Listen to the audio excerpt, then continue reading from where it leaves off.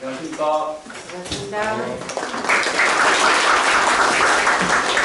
예, 저는 오늘 사회를 맡은 한국장애인 주간이용시설협회 정책분과위원장 정병규입니다. 한국장애인 주간이용시설협회 정책 토론회에 관심 가져주시고 참석해 주신 내빈 여러분과 장애인 주간이용시설 관계자 여러분 감사합니다. 또한 귀한 시간 내주신 김윤 위원님, 그리고 참석 예정인 이수지 위원님, 박주민 보건복지위원장님 모두 감사드립니다. 그럼 먼저 토론을 진행하기 앞서 오늘 행사를 빛내주시기 위해 참석해주신 내빈분들을 소개하겠습니다. 아까 열심히 저희 명함 불려주셨던 김윤 국회의원님 소개해드리겠습니다.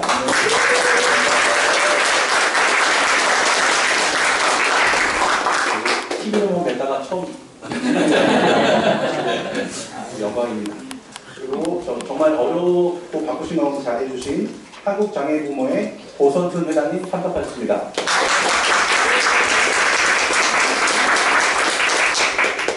네, 서울시립 장애인 주간보 단기거주시설협회 홍금화 회장님 참석하셨습니다.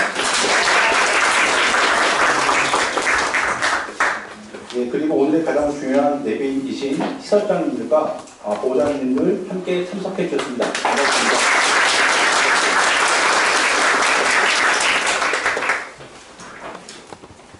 이어서 한국장애인 주간이용시설협회 박영웅 회장님께서 이번 토론의 개최 취지 및을 상세하게 간단하게 설명해 주시겠습니다. 네, 안녕하세요. 한국장애인 주간이용시설협회 회장 박영웅입니다. 네, 저희 장소의 특성상 모두가 양해해 주시면 앉은 상태로 진행해도 괜찮을까요? 네. 사회자께서 간략하게 주문을 좀 어렵게 해주셔서 오늘 장애인 주간이용시설협회 운영현실화에 대한 정책 토론회를 준비해 주시고 같이 기획해 주신 우리 이수진 의원님께서 처음에 준비를 해주셨고, 또 앞에 많은 우리 소병원 의원님, 김남희 의원님, 김윤 의원님, 서미안 의원님께서 공동 주최해 주셔서 이렇게 귀한 행사가 준비될 수 있었습니다. 함께 준비해 주신 의원님들, 특히 지금 잘 함께 해주신 의원님께 더욱더 감사 말씀드립니다. 네, 사실 장애인 주간이용시설이 20년이 넘었습니다. 거의 25년, 26년 되었는데 장애인복지원장은 계속해서 끊임없이 빠르게 변화하고 있는 가운데 장애인 주간이용시설은 그대로 그 자리를 지키고 묵묵히 지키고만 있는 것 같습니다. 그 자리고. 그게 참 안타까웠던 현실이고, 장애인복지원장은 장애인 주간이용시설의 부족한 부분들을 메우고자 유사 서비스들이 많이 생겨났어요. 장애인 주간활동 서비스, 장애인 평생교육, 다양한 서비스들이 생겨나면서 오히려 기존의 자리를 잘 지키고 있던 장애인 주간이용시설이 오히려 위협이 되고 있는 그런 상황이 벌어지고 있는 것 같습니다. 그래서 25년 동안 장애인의 낙활동을 책임져 왔던 장애인 주간이용시설이 또 전국에 지금 800, 거의 50개 가까이의 시설들이 지역사회에 촘촘히 자리 잡고 있는데, 이 귀중한 인프라가 잘 활용되지 못하고 있는 것 같은 그런 느낌이라서 오늘 토론을 통해서 저희 주간이용시설이 또 장애인 주간활동 서비스와 장애인 평생교육과 장애인 낙활동의 정책을 잘 만들어 갈 수 있는 방향들을 좀 잘 찾아갔으면 좋겠다라는 생각들로 이 토론회가 준비되었고, 그러기 위해서는 장애인 주간이용시설이 나아갈 방향들을 오늘 좀 심도 있게 같이 고민해 봤으면 좋겠습니다. 오늘 또 발제를 맡아주신 우리 김동규 교수님 너무 감사드리고, 또 좌상과 토론자로 이렇게 함께 해주신 우리 교수님과 또 원장님들께 너무 감사드립니다. 또 특히나 또 부모 대표로 나와주신 울산에서 와주신 우리 부모 보호자님께도 또 특히 감사드리고요. 전국 각지에서 정말로 정말 대표하는 분들만 이 자리에 모셨으니까 너무나 많은 분들이 이 자리에 참석하고 싶었는데 자리 관계상 많이 참석하지 못해서 너무 죄송스럽고, 이 자리를 빌어서 앞으로 더 많이 저희가 같이 토론하고 토론의 자리를 만들어 갈 수 있도록 하겠습니다. 더욱더 협회가 주간이용시설 발전을 위해서 노력할 것임을 말씀드리면서 인사 말씀을 감사하겠습니다. 감사합니다. 예, 그 상세하면서도 합축적인 설명 해주셔서 감사드립니다. 다음으로 오늘 이 자리를 정말 만들어주신 분이죠. 보건복지위원회 김윤 의원님의 환영사가 있겠습니다. 네, 안녕하십니까. 보건복지위원회 김윤입니다.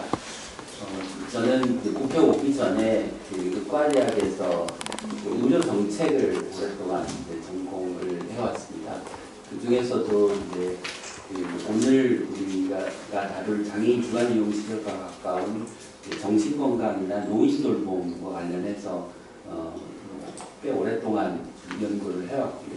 그래서 주간이용시설이라고 하는 게 갖는 의미와 중요성에 대해서 어느 정도는 그 이해를 하고 있는 것 같습니다. 오늘 말씀하시는 그 장애인 주간이용시설이 그런 중요성에도 불구하고 그 정부의 지원이나 이런 것들이 이제 제대로 이루어지지 않아서 거기서 근무하시는 분들의 그 상황이 굉장히 열악하고 또 장애인들이 충분하고 제대로 된 서비스를 받지 못하고 그리고 결국은 시설에 과도하게 의존할 수밖에 없는 상황으로 이어진다고 하는 점을 이해하고 있고 한편으로 굉장히 안타깝게 생각을 하고 있습니다.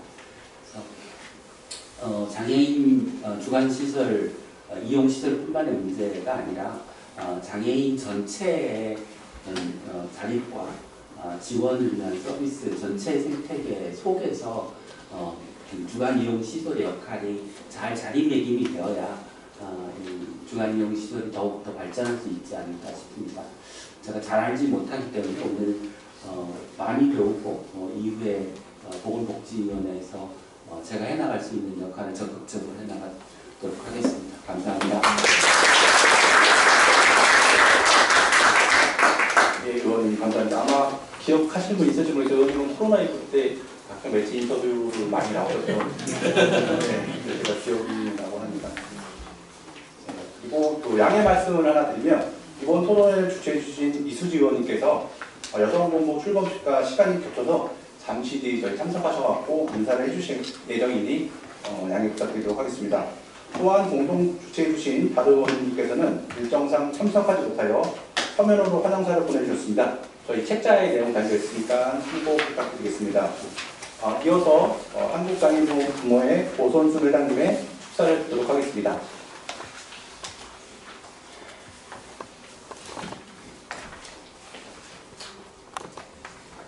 네, 저는 축사는 아니고요. 부모님이기 때문에 좀 전에 박영욱 회장님께서 그 여러 가지 어려운 문제들을 말씀하셨고요. 또 의원님이 많이 도와주실 거라고 믿습니다. 또 저희 부모들은 안 그래도 힘든데 아시다시피 다른 새로운 사업들은 거의 그냥 다 지원을 해주시는데 저희 주간보호에 가는 친구들에게는 비용을 아주 많이 받아요. 적게는 20에서 30이 넘고 40 가까운 그 돈을 가정에서 내야 해요. 그러면 이게 바로 차별이 아닌가 싶어요. 다른 이용자들은 그냥 정부 지원으로 인해서 누르랄라 하고 잘 가는데 우리 아이들은 평생을 그렇게 부모도 힘들고 아이도 힘들고 또한 이 아이들이 중증이다 보니까 그 어느 곳에서도 맡아주거나 환영하지 않습니다. 주간 이용 시설에서는 처음부터 힘들지만 함께 했기 때문에 다른 데로 보낼 수 없어서 끝까지 책임지고 계시는 우리 회장님 파이팅입니다. 정말 의원님 이제 보건복지부 가셔서요. 차별하지 마시고 우리들도 똑같이 대우해 주시고 그 비용도 절감될 수 있도록 꼭 좀 해주시라고 부탁 좀 드리겠습니다.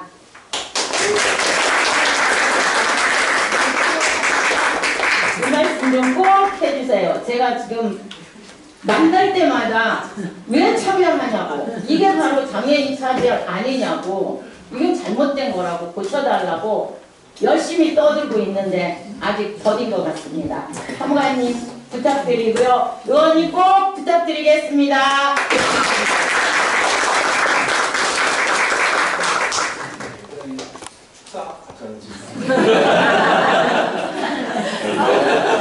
토론자로 오셔도 선택이 없을 것 같습니다. 저희 의원님들께서 또 다른 일정이 있을 수 있어서 불가피하게 먼저 사진 촬영을 좀 진행하도록 하겠습니다. 사진은 앉은 자리에서 이수진 의원님 오시면 오시면 네, 그때까지 그럼 같이 네, 계셔주시면 네. 그럴 때 박수 한번 주시면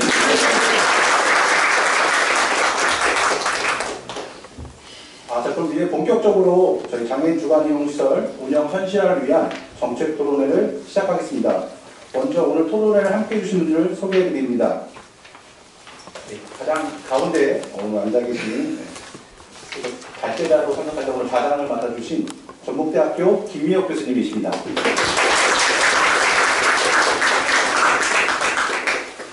발제는 모건대학교 김동기 교수님이십니다. 이어서 토론자 소개해드리겠습니다. 먼저 성남 한우리 장애인주간보센터 한은정 시설장님,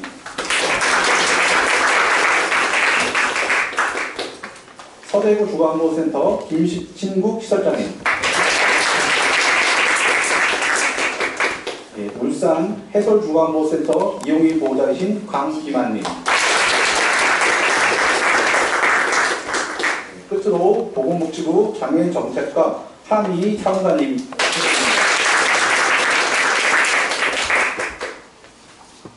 네, 모두 감사드리고요. 그럼 김민호 교수님의 진행으로 토론회를 시작하도록 하겠습니다.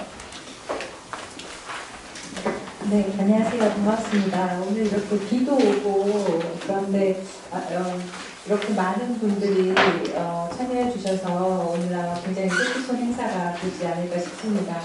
무엇보다도 오늘 이 행사의 취지에 아마 공감하시고 동의해 주시는 것 같아서 이렇게 많은 분들이 오신 것 같고, 김미훈 위원 국회의원님도 TV에서 많이 뵌 것 같아서 괜히 친한 그런 느낌이 듭니다. 참석해 주셔서 그리고 관심을 가져주셔서 진심으로 감사드립니다. 시간이 없으니까요. 우선 좀 발제를 듣도록 하겠습니다. 다 아시는 것처럼 모건대학교 우리 김동희 교수님은 연구도 많이 하시고 또 탁월한 통찰력을 가지고 계신 연구자이셔서 오늘 발제가 굉장히 기대가 됩니다. 그러면 한 20분 정도 발제해 주시길 부탁드립니다. 네. 네, 안녕하세요. 모건대학교 김동희입니다. 이렇게 기충해서 인사드리게 죄송합니다. 농담입니다. 이렇게 귀한 자리 불러주셔서 감사드리고요. 이게 여건상 원래는 서서 하면 좋은데 원장이 앉아서 자료집을 통해서 좀 말씀을 드리고자 합니다. 네, 보시면 자료집을 보시면 첫 페이지에 문제 제기를 좀 했는데 이 발표를 준비하면서 이 글을 읽는 마음이 좀 많이 좀 무겁더라고요. 기본적으로 가장 이 몇 개만 좀 가지고 온 건데 기본적으로 얼마나 열악하면 같은 법인 내에 그때 장애인복에서 일하다가 주간보호시설로 이렇게 근무 배치가 전환이 되면 많은 종사자들이 퇴사를 하는 결심을 하게 되는, 같은 법인에 같은 수업에도 불구하고 주간보호 쪽으로 주간이용 쪽으로 가는 것 자체가 그 당사자인 종사자에게 상당히 받아들이기 어려운 열악한 곳으로 내몰리는 이런 약간의 박탈감을 느끼는 이런 현장이구나라는 걸 처음에 알게 되었고요. 그리고 두 번째로는 우리 사회가 하는 장애인 당사자의 인권을 상당히 많이는 얘기하고 있지만 안타깝게도 제일 중요한 건 뭐냐면 부모가 행복해야지 자녀들이 행복하죠. 아닌가요? 부모의 날이 요새 어버이날인데 어제. 부모가 행복해야 자식이 행복한 것처럼 사회복지사가 행복해야, 종사자가 행복해야 클라이언트인 우리 장애인 이용자분들도 행복하세요. 이 사회복지사 행복하지 않은데 어떻게 이용자가 행복한 거를 기대하는 것은 그 말이 안 되는 상당히 어불성설이라고 생각을 하는데, 또 이 현장은 여전히 끊임없이 그냥 이용자의 인권, 장애인의 인권, 장애인의 행복을 이야기하고 있지만 그들의 행복을 어느 정도 책임지고 있는 사회복지사의 행복, 사회복지사 인권은 그 누구도 얘기하지 않는 거. 그게 단기적으로는 별 문제가 없어 보이는 것처럼 보일 수 있지만 장기적으로 보면 결국은 모든 서비스의 질, 모든 열악한 것들이 다 이용자에게 고스란히 갈 수밖에 없는 여건이다. 그래서 우리 사회는 이용자, 장애인의 인권을 계속 얘기하고 있기 때문에 앞으로는 종사자가 행복한 사회, 그래 종사자가 행복해서 이용자가 더불어 행복한 사회가 돼야 되지 않겠냐, 이런 것들을 지금 주간보에서 계속 요구하고 있고요. 그리고 이 평가가 상당히 안타까운데, 평가는 지침에 의거해서 평가를 하잖아요. 근데 주간보유 현실을 보시면 실세가 없으세요. 심지어 밥도 같이 먹어니 헌실이어서 실세가 없는데, 그래서 대부분 실효장님들하고 선생님들이 퇴근 후에 페이퍼 하는 이런 형편인데, 정말 우리 평가는 프로그램을 요구하잖아요. 평가를 해서 프로그램을 요구하고, 평가를 못 받으면 또 지자체가 쪼고, 그죠? 안 쪼나요, 요새는? 그래서 정말로 프로그램을 안 하고 싶어서 안 하는 게 아니라, 일반적인 신변처리 하다가도 하루가 다 가는 이 여건 속에서 프로그램을 요구하고 평가를 요구하고 질을 요구하는 현실이 상당히 답답하다라는 이런 얘기가 있고, 근로기준법에 의하면 8시간 근무에 1시간 휴게 시간이 보장되어야 하는데, 장애인들 신변처리하고 식사 전하다 보면 그 밥을 먹는 데 많은 중 하는 시간에 8시간 9시간이 흘러가는 거, 이런 환경 속에서 어떻게 더 나은 서비스를 기대할 수 있겠냐라는 거에 대한 문제 제기를 좀 하고 싶습니다. 그래서 다음 페이지 보시면, 또 기사님도 말씀하셨듯이 전국에 한 850개의 주간보가 있어요.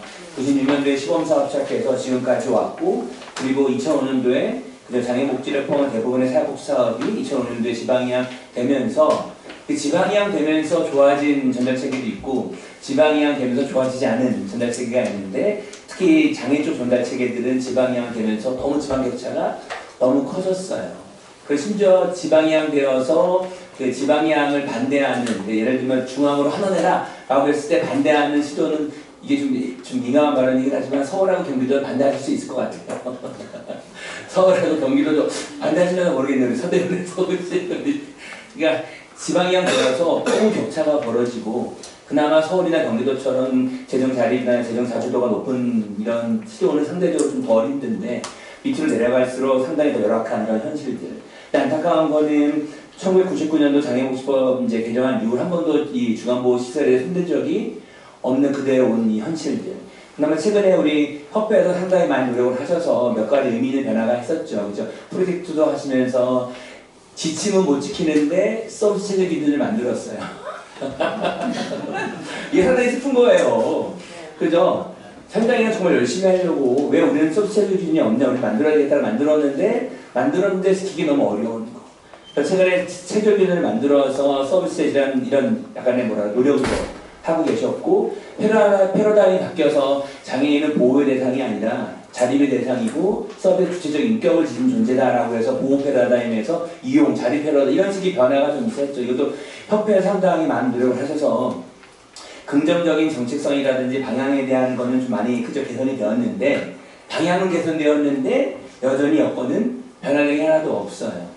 기본적으로 복지부가 지침에 아무리 인건비 가이드라인, 운영비 가이드라인, 인력 지원 배치 가이드를 만들어놔도 지방이양이라는 이 벽에 묻혀서 그걸 지키고 있는 지자체가, 저 대전에서 왔는데 되게 부끄럽더라고요.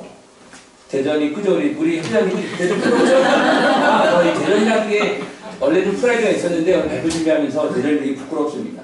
거의 전국에 꼴찌하는 듯한 느낌의 대전시를 보면서 정말로 이 복지부 가이드라인과 이 현실 너무 격차가 크다라는 느낌이 다시 한번 줄 수 없게 되었고요. 다음 페이지 보시면 이 주간이용 시설에 어떤 현황이 있는지를 지금 최근에 협회에서도 여러 가지 연구를 하셔서 그 연구한 것들을 간략히만 좀 정리를 보시면 그 갈수록 고령화가 되고 있어요. 갈수록 2019년도 대비 지금 2024년도 조사를 보면 40대 이상도 좀 늘었고 30대 이상 기준으로 더 늘었고, 기본적으로 앞으로 주간 이용 시설도 이제 고령화에 이제 직면해 있는 시설이 될 수밖에 없다. 두 번째, 장애 유형을 보면 압도적으로 발달 장애인이 많고, 그리고 내변변 장애인 정도가 9% 정도 있는 시설이다. 세 번째, 압도적으로 중증이 94%인 시설이다. 네 번째, 도전행동이 없는 장애인이 40%밖에 안 되는 거죠. 16은 다 도전행동이 다 있는 장애인들이고, 그게 압도적으로 집착, 타해, 자해가 상당히 센 발달장애인들이 16명은 시설에 계십니다. 다섯 번째, 신변 처리에 있어서 완전한 도움이 24.9%이고 약간의 도움이 27.3%. 이게 완전한 도움이 얼마 안 되네라고 착각하시면 안 되는 게 1대1 지원이 아니에요. 만약에 활동지원사처럼 1대1 지원이면 상관없을 것 같은데 우리는 1대1 지원이 아니라 대전은 무리하게 1대5 지원, 부산 오셨나 1대6 지원 이런 거라는 거죠. 이런 지원 상태에서 완전한 도움 필요한 장애인이 4분의 1이고 약간의 도움이 필요한 장애인이 50%가 넘으면 어떻게 지원이 일어날까? 활동지원사처럼 1대1 지원도 아닌데 라는 게 상당히 좀 안타깝고요. 그래서 식사도 도움이 필요한 장애인들이 37%인 거고 외부 활동도 도움이 필요한 장애인이 한 64% 정도 이런 식의 이용자들이 우리 주간 이용시설을 내세요. 그래서 결론은 뭐냐면 현재 주간 이용시설을 갈수록 고령화가 빠르게 진행되고 있고 신변처리, 식사지원, 외부활동 지원에 정말 많은 지원이 필요하고 열의 6명은 자해타해 같은 도전력이 상당히 많은 발달장애인들이 태반이다. 그리고 심지어 18세 미만의 이 장애 아동자 3, 4% 정도는 있는 곳이 주간 이용시설이다. 근데 복지부는 이런 것들을 외면하지 않았어요. 복지부는 꾸준히 지침을 개선하려고 노력을 해서 복지부 가이드라인을 보시면 가이드라인입니다. 보시면 인건비 같은 경우에 시설장은 관장, 사회자활교사는 3급, 기능직은 4급, 사회자활교사 팀장이 있으면 팀장은 2급까지 줄 수 있고 시간의 근무는 실서장 포함해서 월 20, 연 24시간을 다 줄 수 있다. 인건비. 두 번째 관리용비 같은 경우 1년에 1,280만 원을 기본으로 이제 10인 기준으로 이렇게 지원하고 있고 15인 초과 시 168만 원. 근데 이거 상당히 좀 이거는 아마 초등학교 수학을 공부하는 학생, 산수를 공부하는 학생이 되게 궁금할 거예요. 그죠? 10인 기준이 1,280만 원인데 왜 10인 초과시가 아니라 15인 초과일까? 아닌가요? 맞죠? 그것도 아니죠. 예, 10인 기준이 이거면 한 명 초과가 되면 10인 초과부터 이렇게 줘야 되는데 15인 초과라는 이 말의 의미가 상당히 어폐가 있고 누가 봐도 이건 상당히 불합리한데 이 지침이 여전히 붙여지지 못하고 있는 게 현실이다. 그리고 세 번째 같은 경우에는 종사자 배치 기준에 의하면 기본적으로 5명이 원래 보장되어 있어요. 그죠? 시설장, 그리고 사회자교사, 그리고 기능직해서 5명이 우선 보장을 하고 있다. 지침에 의하면. 마지막 네 번째 이용료 같은 경우 아까 우리 고 회장이 그 이용료 때문에 열변을 토하시고 이제 가셨는데 기본적으로 이용료를 다 받게 돼 있죠. 지침 각각의 운영위원회 심의위를 통해서. 다만 기초수급의 차상 같은 경우에는 이 감면이나 할인 이런 제도들이 있다. 요 정도가 이제 복지부에서 각 시도마다 꼭 지켜라, 꼭 지켰으면 좋겠다라고 내려보는 지침인데 이 상과 현실의 대비를 보시면 상당히 좀 약간 좀 뭐랄까 이건 안타까운 게 아니라 좀 참담하죠. 이 안타깝다는 표현은 좀 너무 부족한 표현인 것 같고 참담한 것 같은데 인건비 같은 경우에 관장급으로 받으시는 분들이 48%밖에 안 되고요. 기본적으로 2급도 계세요. 2급도 28% 정도 계신 게 현실이다. 그리고 사회자회사 같은 경우에 팀장이 1, 2급 이상 받는 경우는 25%밖에 안 되고요. 대부분 3급, 4급 받고 계시고 심지어 사회자회교사도 3급 받아야 되는데 대부분 4급, 심지어 5급도 받고 계신 분들이 상당히 많다. 그리고 다음에 보시면 시간의 근무사 같은 경우에 이게 시설장님들은 정말 열정페이신 것 같아. 그죠? 시설장님들은 시간의 근무를 받고 계신 분이 열에 4명도 안 계시고 그냥 열에 6분은 시간의 근무 없이 그냥 수당 없이 그냥 자리를 지키시고 계신 거고 그리고 열에 4분 정도 받고 계신 시설장님조차도 그죠? 20시간은 뭐 택도 없고 한 11시간 정도 평균적으로 받고 계시다. 그나마 가장 다행인 건 그래도 사회자 직원분들은 대부분 이제 시간의 근무를 받고 계시지만 이 또한 20시간은 안 되고 한 60% 정도만 받고 있더라가 통계가 보여주는 우리에게 안타까운 좀 현실이고요. 두 번째 이제 관리 운영비 같은 경우에 보시면 1,180만 원도 되게 부족한 거거든요. 그죠? 그런데 보시면 대전은 23년도 기준에 절반도 안 줘요. 이게 정말 대전은 우리 협회장님이 반성하셔야 될지 모르겠는데 뭐 우리 이분사의 협회장님 반성할 문제는 아니긴 한데 그죠? 이거는 대전은 정말 너무한 도시이고요. 기본적으로 그러니까 이렇게 관리용조차도 못 지키다 보니까 이용자분들에게 요구할 수밖에 없는 현실이 악순환이 되는 것 같아요. 아마 관리비 지침만 좀 제대로 지켰어도 이용자분들에게 좀 더 높은 이런 그죠? 이용료를 좀 덜 요구하실 수 있을 것 같은데 이런 것조차도 못 지키는 이 시도다 보니까 안타깝다. 종사자 배치 기준 같은 경우에 아까 제가 경기도와 서울은 좋다고 말씀드렸는데 상대적으로 그죠? 강원, 경기, 서울, 세종은 1대3 비율을 지키고 있고요. 나머지는 거의 못 지키고요. 이게 부산 가면 1대6이고 대구 가면 1대5.4. 그러니까 이게 아까 말씀드렸죠. 경증이 아니에요. 97%가 중증인데 97%가 중증이고 그중에 60%는 도전행동이 있는데 한 명의 사회재활교사가 6명을 기여하는 도시가 부산이라는 거죠. 그래서 이거를 정말 이게 상대적으로 이해가 안 되는 거지. 다 경증도 아니고 중증의 60%는 도전행동이 있고 다 40~50% 이상의 지원이 필요한 장애인인데 한 명이 6명을 태어나는 이거는 사회적 방임 같은 느낌? 거기서 사회적으로 구조적으로 방임이 일어나는 느낌이 될 수밖에 없는 게 현실이다. 상당히 참담할 정도로 열악하다라고 볼 수 있고요. 그래서 이용료 같은 경우에도 시도별로 편차가 많이 날 수밖에 없는 이유는 시도별로 관련 정비가 지켜지지 않고 있기 때문에 격차가 상당히 좀 심하고 대부분 이런 기초수급자 이런 분들은 감면 제도가 있는데 보통 한 60% 정도는 다 감면을 해 주시고 있는 게 현실이다라고 말씀드릴 수 있고요. 여기까지 그냥 이런 가이드라인이 있는데 보시면 인건비 같은 경우에도 관리 운영비 같은 경우에도 직원 배치 같은 경우에도 거의 지켜지고 있는 것은 거의 없다. 서울이나 경기처럼 재정 자금이 좀 상대적으로 여유 있는 시도 정도 되면 몰라도 대전은 광역시인데도 불구하고 그죠? 이 도라면 그나마 그래야 되는데 광역시조차도 저를 개념이 없이 지켜지고 않는 현실을 우리가 다시 한번 확인할 수 있었고요. 그러면 어떻게 좀 더 우리가 운영을 현실화할 수 있는 방안이 뭐냐라고 했을 때 몇 가지 좀 제안을 드리자면 유형을 좀 다양화시킬 필요가 있는 것 같아요. 아까 말씀드린 것처럼 발달장애만 있는 게 아니라 내변면 장애도 한 8.9% 정도가 있고 그리고 장애 아동도 한 3.5% 정도가 있다면 우리도 장애 유형, 장애 정도, 장애 연령 이런 것들을 고려해서 맞춤형으로 다양한 시설들을 좀 만들어야 되지 않겠냐. 그래서 제가 서울을 좀 부러워하는 편이에요. 왜 서울을 부러워하냐면 서울은 지방이 없는 상당히 소비자 맞춤형 전달체계가 많아요. 내변면 주간보호, 시각 주간보호 이게 지방에 있을 수도 없는 전달체계가 서울에는 상당히 많더라고요.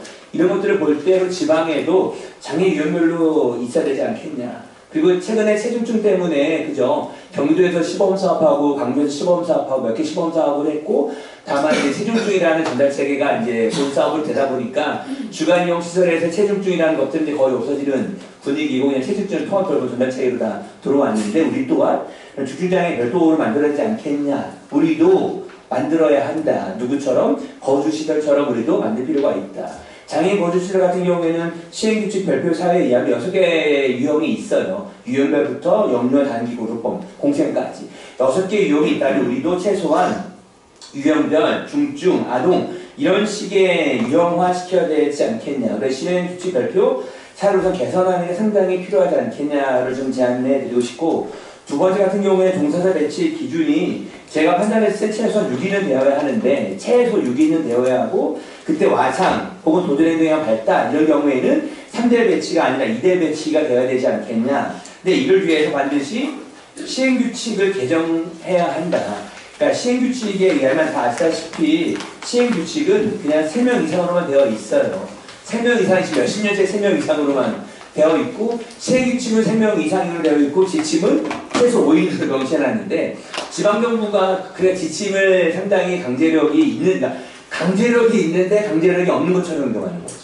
지침은 원래 강제력이 있는 거예요. 근데 강제력이 있으려면 그 강제력을 준수하지 않았을 때 페널티가 있어야 되는데 페널티가 없으니까 그냥 강제력이 있는데 강제력이 없는 거예요.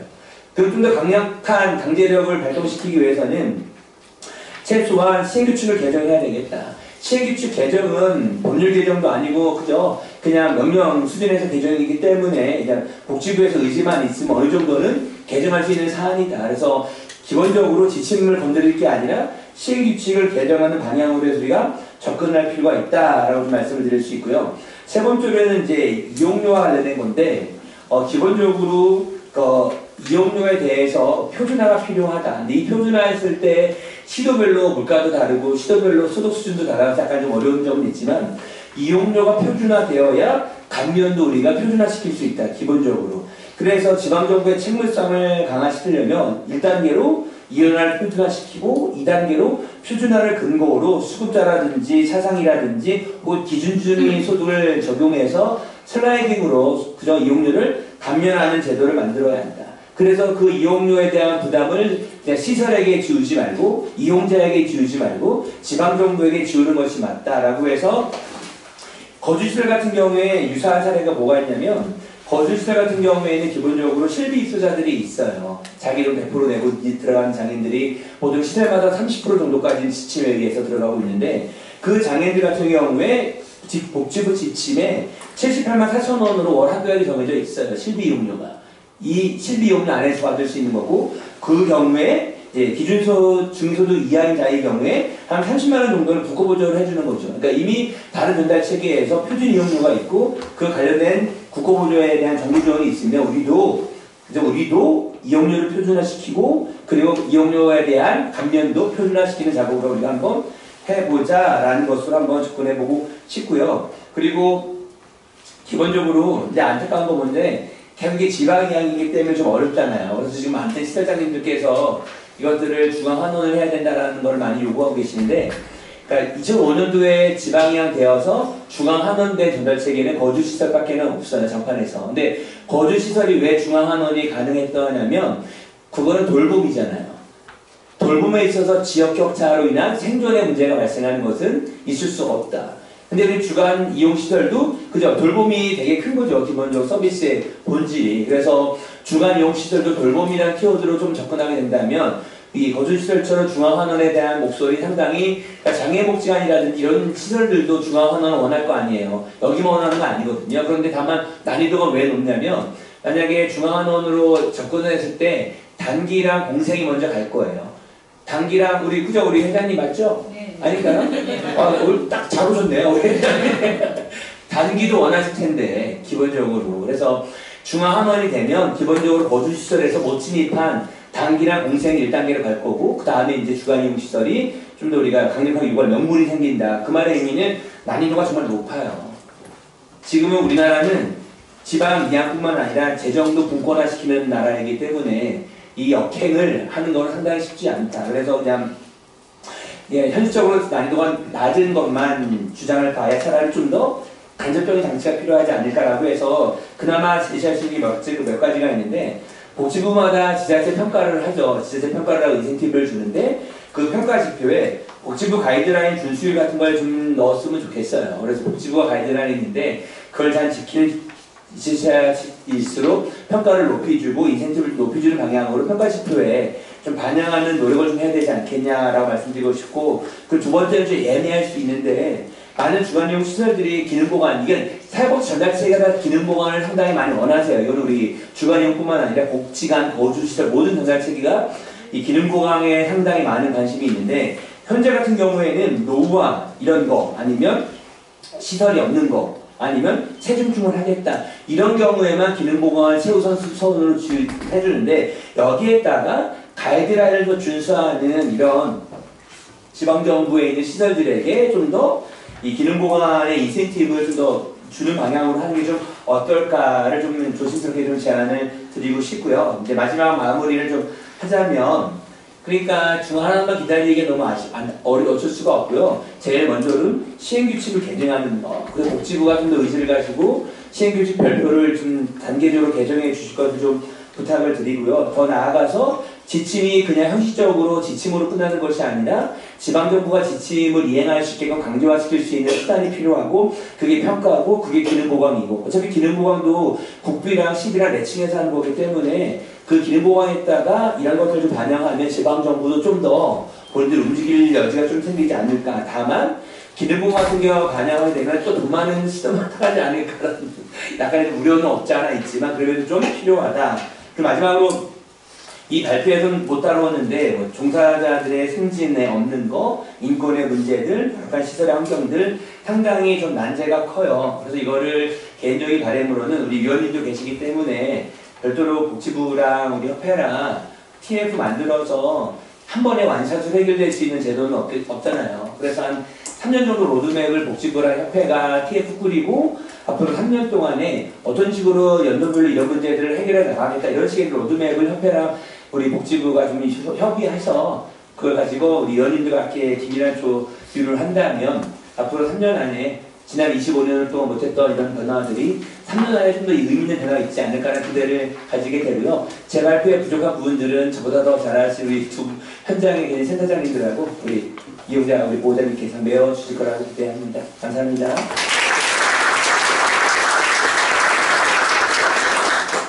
김동희 교수님 발표가 시원시원하시죠? 네. 이들이 적어지지 않고 또 이 주간이용시설이 직면하고 있는 이상과 현실의 어려움 그리고 제도적으로 어떻게 순차적으로 이 방을 좀 해결해 나갈지에 대해서 아주 현실적이면서도 구체적인 대안을 제시해 주신 것 같습니다. 이 자리를 빌어서 제가 감사드립니다. 좀 더 제가 얘기를 하고 싶지만 이제 뒤로 좀 미루고 또 좋은 또 의미 있는 발제에 대한 현장에서의 토론 의견을 좀 들어보도록 하겠습니다. 너무 기대가 됩니다.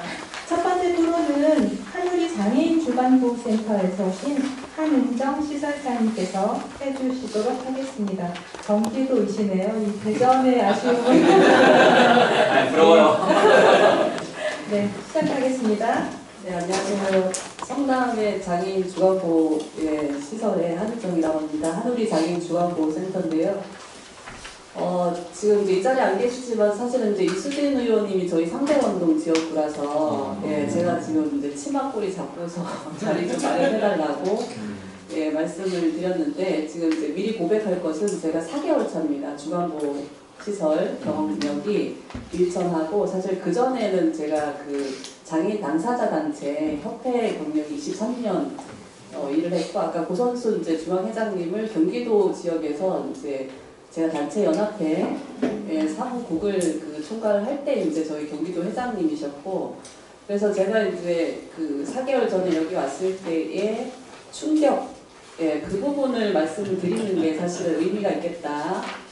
왜냐하면 지금 이제 제가 4개월 동안 일을 하면서 내부 지금 이제 직원들이나 그리고 그 성주협이라고 이제 주간보호시설협회들 그리고 시설장님들 그리고 경주협 그리고 한주협 우리 이제 그 시설장님들의 노고를 들어와서 보고 그리고 부모님들하고 관계를 맺으면서 제가 지금 바깥에서 사실은 이제 당사자 단체가 봤을 때 주간 이용 시설은 어떨 것이다 아니면 장애인 발달장애인 정책이 굉장히 지금 붐이라고 붐업해서 지금 다른 그 타 장애 유형들이 소외감을 느낄 정도로 발달장애인 정책만 이루어지고 있다고 생각하고 있었는데 들어와서 보니 이거는 제 생각과 너무 다른 현실 그 격차에 대해서 제가 고발을 해야 될 필요가 있겠다라고 저는 생각을 했습니다. 왜냐하면 이거는 저만이 할 수 있는 얘기라고 좀 생각이 들었고 그게 이제 왜 그럴까라고 저는 계속 생각을 할 수밖에 없었어요. 그 부분은 아마 이제 주간 우리 시설에 우리 종사자들이나 시설장님들이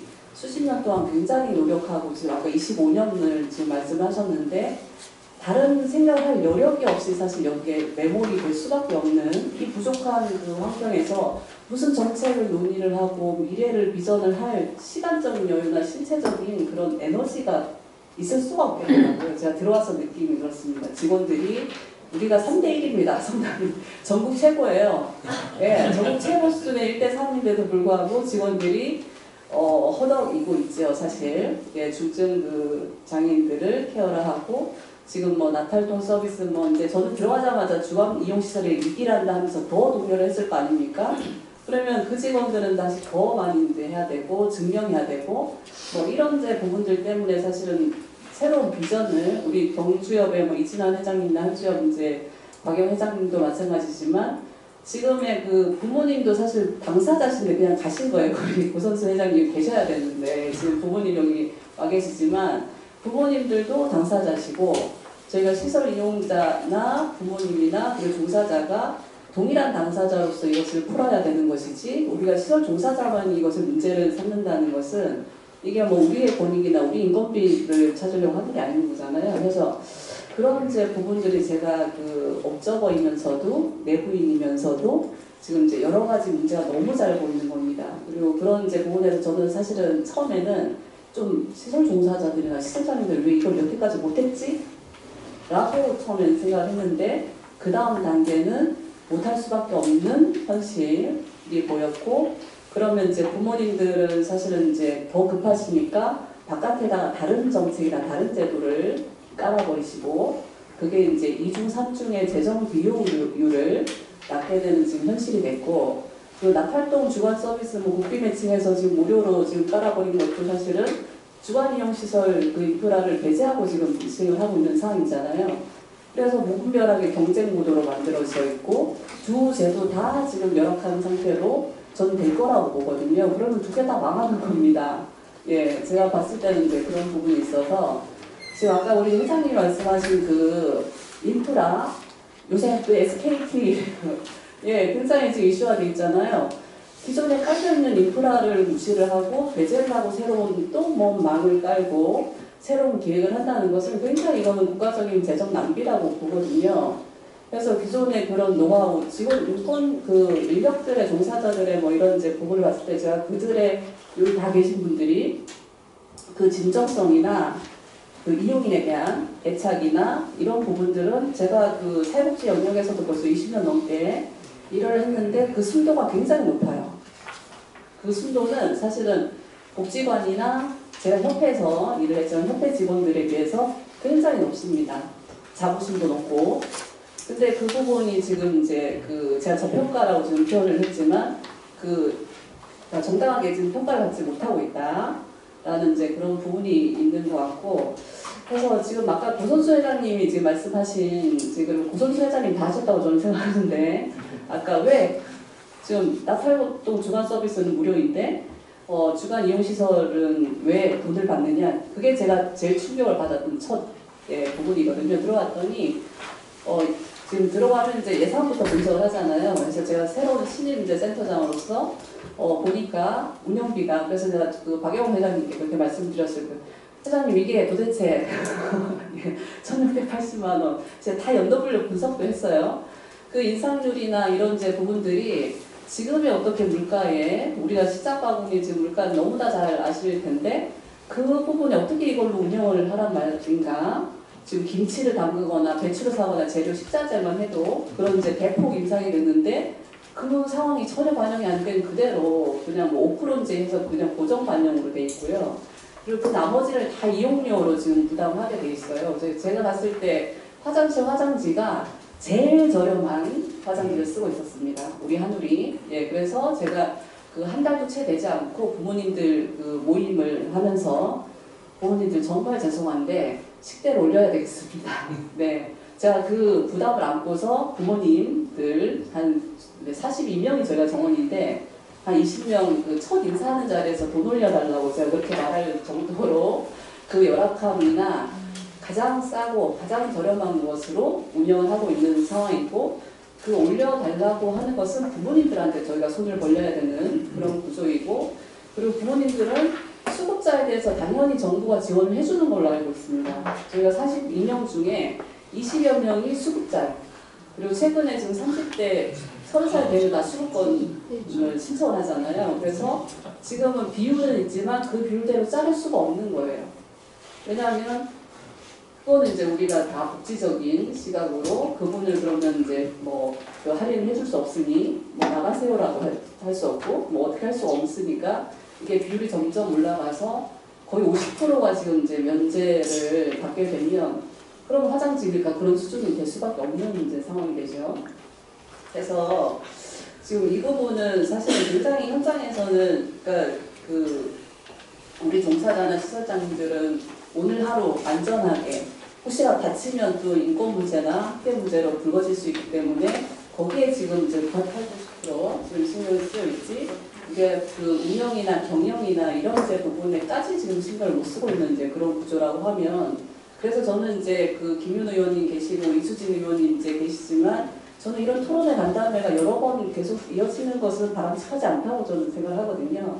한 번 얘기가 되면 이게 실질적으로 이행이 되고 그 다음 단계로 지금 준비가 이루어져야지 이걸 또 하면 뭐하고 저희가 이제 제가 그 간단한 자료 그전 자료도 봤는데 문제를 정리를 아주 잘 해놓으셨어요. 홍지혁도 그렇고 우리 김덕희 교수님이 이거에 대해서 우리가 그 연도별로 계획만 세우면 되는 정도로 돼 있지 이것을 또 그러면 또 검토하고 또 검토하고 그거는 정말로 불필요하다고 지금 생각이 들고 지금 840개의 인프라를 지금 이제 우리가 그 뭐 지방 재정에 따라서 그럼 어떻게 뭐 모범을 그런 사례를 할 곳은 어떻게 할 것인지 뭐 번역별이든 뭐 이런 제 부분의 계획을 시행 계획으로 바로 좀 들어가면 좋을 것 같고요. 그리고 미래에 대한 이제 그런 부분들은 지금 교수님이 제안했던 것 중에서도 저는 특히 고령장애인 부분, 고령 발달장애인 부분은 이제 부모님들이 특히 바라시는 이제 부분이 있고 그냥 다들 이건 상식 아닐까요? 저희 비장애인들도 그냥 그 자리에서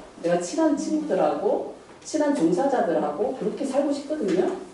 근데 그거를 옮겨야 되고 뭐 이런 것은 사실은 이제 안 되고 그냥 있는 그 시설에서 고령이 될 때 어떻게 프로그램을 변경할 건지 이런 이제 부분들은 사실은 이제 우리 현장 뭐 협회 단위로 협회가 저희가 성남은 10개가 있습니다. 그럼 10개를 뭐 그 권역 안에서 저희가 뭐 연령별이든 뭐 유형별이든 분담을 좀 해서 그렇게 지원하는 그건 지자체별로 할 수가 있는 이제 부분이 있어서 그렇게 하면 좋을 것 같고 개인 예산제를 내년에 이제 시행을 하게 되더라도 반드시 그 주간 이용 시설이 거점별로 그 역할을 할 수 있도록 그렇게 좀 그 제도를 구조를 해주시면 좋을 것 같습니다.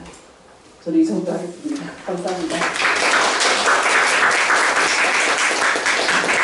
네, 한혜정 센터장님께서 이제 새로 이 센터장을 맡으시면서 새로 이제 객관적인 시선으로 바라보는 주간 이용 시설의 가능 현실에 대해서 정말 딱 꼬집어서 초점을 잘 마련해 주신 것 같습니다. 또 앞으로 향후에 이 고령장애인과 관련된 여러 가지 강연 과제들에 대해서도 말씀해 주셔서 오늘 이 문제에 대해서 깊이 더 우리가 도망갈 수 있는 기회가 된 것 같아요. 특히 이 자리가 지금 김윤 의원님께서 계속 듣고 계셔가지고 굉장히 저는 기대감이 좀 많이 생기는 것 같습니다. 그래서 사실 한인원 센터장님께서 이수진 의원님을 타고 오셨다고 했는데 저 앞으로 김윤 의원님 TF를 꾸려야 되지 않을까 하는 그런 생각도 갖게 되네요. 네, 좋은 토론 감사합니다. 네, 두 번째 토론으로는 멀리서 오셨습니다. 김신국 시설장님, 서대구 주간보호센터에서 오셨는데요. 좋은 토론 부탁드립니다. 네, 반갑습니다. 오늘 아침 일찍 우리 대구에서 저와 이제 회원시설 부분 시설장님하고 같이 대구에서 왔습니다.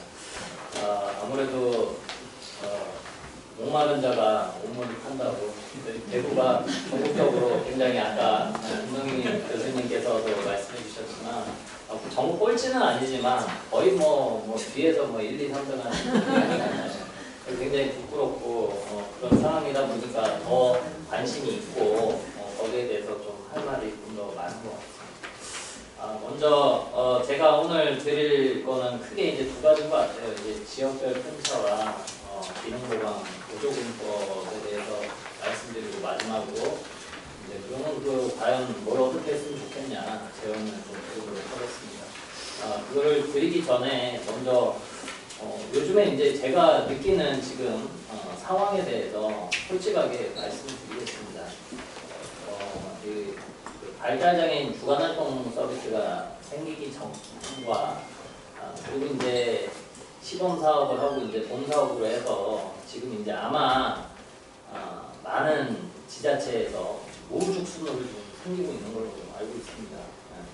특히나 이제 보조금을 받는 이제 장애인 복지시설 같은 경우는 이제 진입 장벽이 이제 높은 반면 바우처 제공기관 같은 경우는 일정 조건만 맞으면 그냥 다 허가를 해주기 때문에 그래서 지금 굉장히 장애인 복지 전달 체계가 굉장히 너무나도 다양화되고 종류도 너무나도 많고 제가 딱 봤을 때는 주간활동 서비스, 발달장애인 평생교육시설, 그 다음에 지자체별로 시행하고 있는 발달장애인 자립지원 무슨 사업 프로그램 그게 그거예요. 네. 솔직한 말로다가 그러면서 그런데 그쪽은 뭐 국고 보조가 막 돼서 막 빵빵하게 지원이 되고 있는데 우리는 이제 다 그 지방 분권화라는 이유로 자율성이라는 이유로 자유롭게 해봐라는 이유로 하고는 있지만 이거는 지침은 뭐예요? 아까 교수님도 말씀해 주셨지만 강제성을 띠기만 하지 실질적인 강제성이 없는 거죠. 그러니까 저희 대구 같은 경우도 좀 부끄럽지만 그냥 뭐 본거지 뭐 지켜야 돼요. 이런 식으로 대놓고 얘기할 정도의 그런 안타까운 상황입니다. 자, 그런 상황에서 저희는 이제 저는 그러면은 뭐 시설 전환을 해야 되나? 뭐 이런 생각도 이제 막 드는 거예요. 나중에 없어지는 거 아니야? 다른 데랑 경쟁이 해서 우리 보조금 받는 시설들 다 이 시장 경제 논리 이 바운더리 안으로 들어가면 그러면 이게 굉장히 힘들어지지 않을까. 그래서 나도 이제 주간활동 서비스 요거를 해가지고 뭐 이런 생각도 지금 하는 거예요. 실제 많은 시설에서 뭐 아마 여기 있는 원장님들도 공감하실 건데 일부 이용자들이 빠져나가고 있습니다. 왜냐하면 이용료를 안 내도 된다. 이용료도 안 내도 된. 우리가 이제 소비자 입장에서는 그거죠. 돈을 내는 데와 안 내는 데 어디 가고 싶겠어요. 돈 안 내는데 가고 싶겠죠. 뭐 물론 이제 10대 하고 이제 별도로 받는다고는 하지만 이제 그런 문제가 있습니다. 근데 그런 상황에서 우리는 계속 해야 되는 건 계속 많아져요. 우리 그 협회에서 만들어서 지침 개정해가지고 서비스 최저 기준도 만들고 뭐 지금 또 우리 그 한주협에서 또 밀고 있는 개인별 지원 계획 해야 될 건 많아지는데 지침이 준수가 안 되는데 이걸 할 수가 있겠어요. 그래서 지역별 편차는 이게 어느 정도 이게 좀 해결이 돼야 되지 않나 하고 제가 좀 치달하게 좀 비판을 드리면 이제 운영비 아까 말씀하셨는데 구체적으로 벌써 몇 년째 이제 지침에 보건복지부 지침에 사무관님도 계시지만 1,680만 원 이제 12 나누기로 하면 140만 원, 140만 원으로 과연 아까 뭐 화장지 말씀드렸지만 화장지뿐만 아니고 원가 요금도 뭐 가스비 뭐 오만 거 다 오르고 있는데 이게 물가 상승률을 이제 과연 어느 정도 반영하고 있을까 이런 의아를 품을 수밖에 없고 근데 그거조차도 지자체에서 지키지 않고 있다는 거죠. 그 대구 같은 경우는요 대구하고 몇몇 이제 아까 뭐 대전이라든지 부산, 울산 이런 데 보면은 뭐 일부 지역이죠. 뭐 연 1,100만 원 부끄럽습니다. 연 1,100만 원 12 나누면 91만 원 91.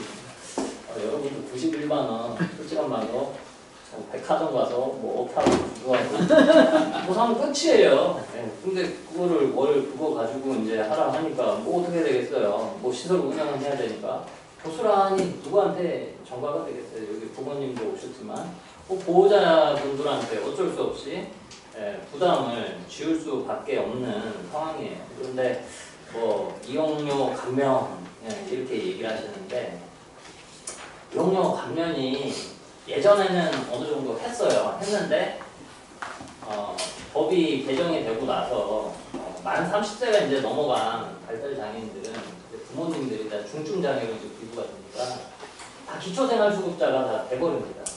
그러면은 저희 센터에서 보면은 80%가 이제 30이나 넘어가셔가지고 다 기초생활수급자예요.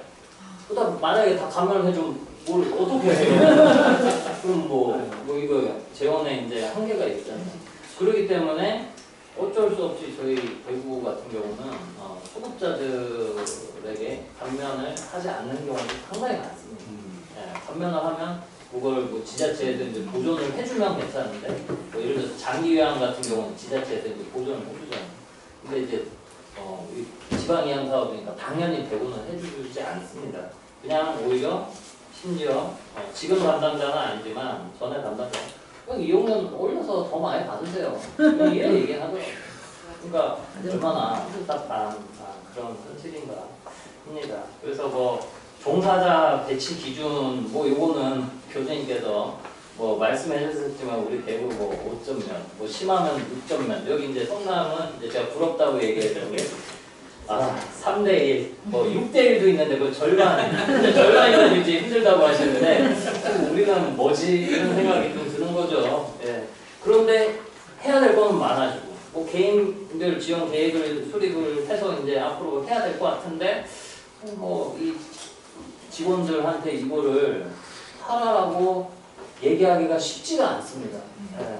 그죠? 혼자서 가야 되는 이용장애인들 많아야 되고 해야 될 업무도 많은데 이것도 해라? 그리고 이제 퇴사하겠다 이런 얘기가 나왔었죠. 그리고 이제 종사자 처우 기준 이것도 뭐 원론적인 얘기인데 여기 오면 국회 이쪽에 오는데 막 편수만 막 노동 운동하시는 분들 걸려 있는데 이런 문구가 떠오르더라고요. 동일 노동, 동일 임금. 그러니까 이제 같은 시설장임에도 불구하고 시설장마다 이제 급여 체계가 다른 거죠. 어떤 데는 관장, 어떤 데는 2급, 어떤 데는 3급, 어떤 데는 1급. 그리고 이제 종사자도 다 마찬가지죠. 자, 아까 5급 말씀하셨는데 그 사회재활 교사 대구가 5급이 있어요. 근데 이게 참 희한한 게 저희가 이제 종사자 배치를 이제 올해 4년 차거든요. 추가 배치를 계속 하고 있어요. 감사하게도. 근데 해주는데 추가 신규 인력은 5급으로 뽑아라 이렇게 얘기를 하는 거예요. 그러니까 그렇다고 해서 이렇게 강하게 할 수 없는 게 그래도 배치를 해주고 있으니까. 그래서 그런 안타까움이 있습니다. 자, 그 다음에 이제 기능보강에 대해서 좀 말씀드리고 싶은데요. 기능보강이 여러분들 아시다시피 크게 이제 두 가지가 있습니다. 지자체에서 이제 해주는 기능보강 사업이 있고, 국고에서 해주는 기능보강 사업이 있어요. 자, 그런데 저는 너무 이해가 안 가는 게 있어요. 저희 그 장애인 주간 이용 시설 같은 경우는 아마 성령 서비스를 대부분 하지 않아요. 그렇죠? 성령 서비스 이제 필수라고 생각합니다. 그러면 이제 차량으로 이제 해야 될 수밖에 없잖아요. 근데 뭐 이상한 시행령이 있더라고요. 이제 정확하게 보조금법 시행령이라는 게 있어요. 결격 2. 요거는 이제 보건복지부 시행령은 아니에요. 이게 기재부 시행령인데 거기 79번에 너무 놀라운 문구가 있습니다. 장애인 지역사회 재활시설 차량 지원 제외 이렇게 써놨어요. 누가 이렇게 써놨는지 모르겠는데 저희 장애인 주간 이용 시설이 장애인 지역사회 재활시설에 이제 장애인 복지관, 수어 통역센터하고 같이 묶여 있거든요. 거기에 이제 저희가 들어가는 거죠. 그러다 보니까 국고로는 저희가 차량 기능 보강은 이제 전혀 신청할 수가 없다라는 것이죠. 가뜩이나 여러분도 알다시피 차값도 많이 올랐잖아요. 보험비에 취등록세 하면 최소한 한 대당 4,000입니다. 근데 그러면은 지자체에서 해주면 되지 않냐 하는데 우리 대구 되게 안 좋잖아요. 이거 해달라 그러면 해주겠어요. 해주긴 하는데 잘 안 해줍니다. 그런 상황이 있습니다. 자, 그래서 이런 상황들에 대해서 좀 말씀을 드렸고요. 그러면 여기에 대한 해결 방안에 대한 저의 생각을 좀 말씀드리겠습니다.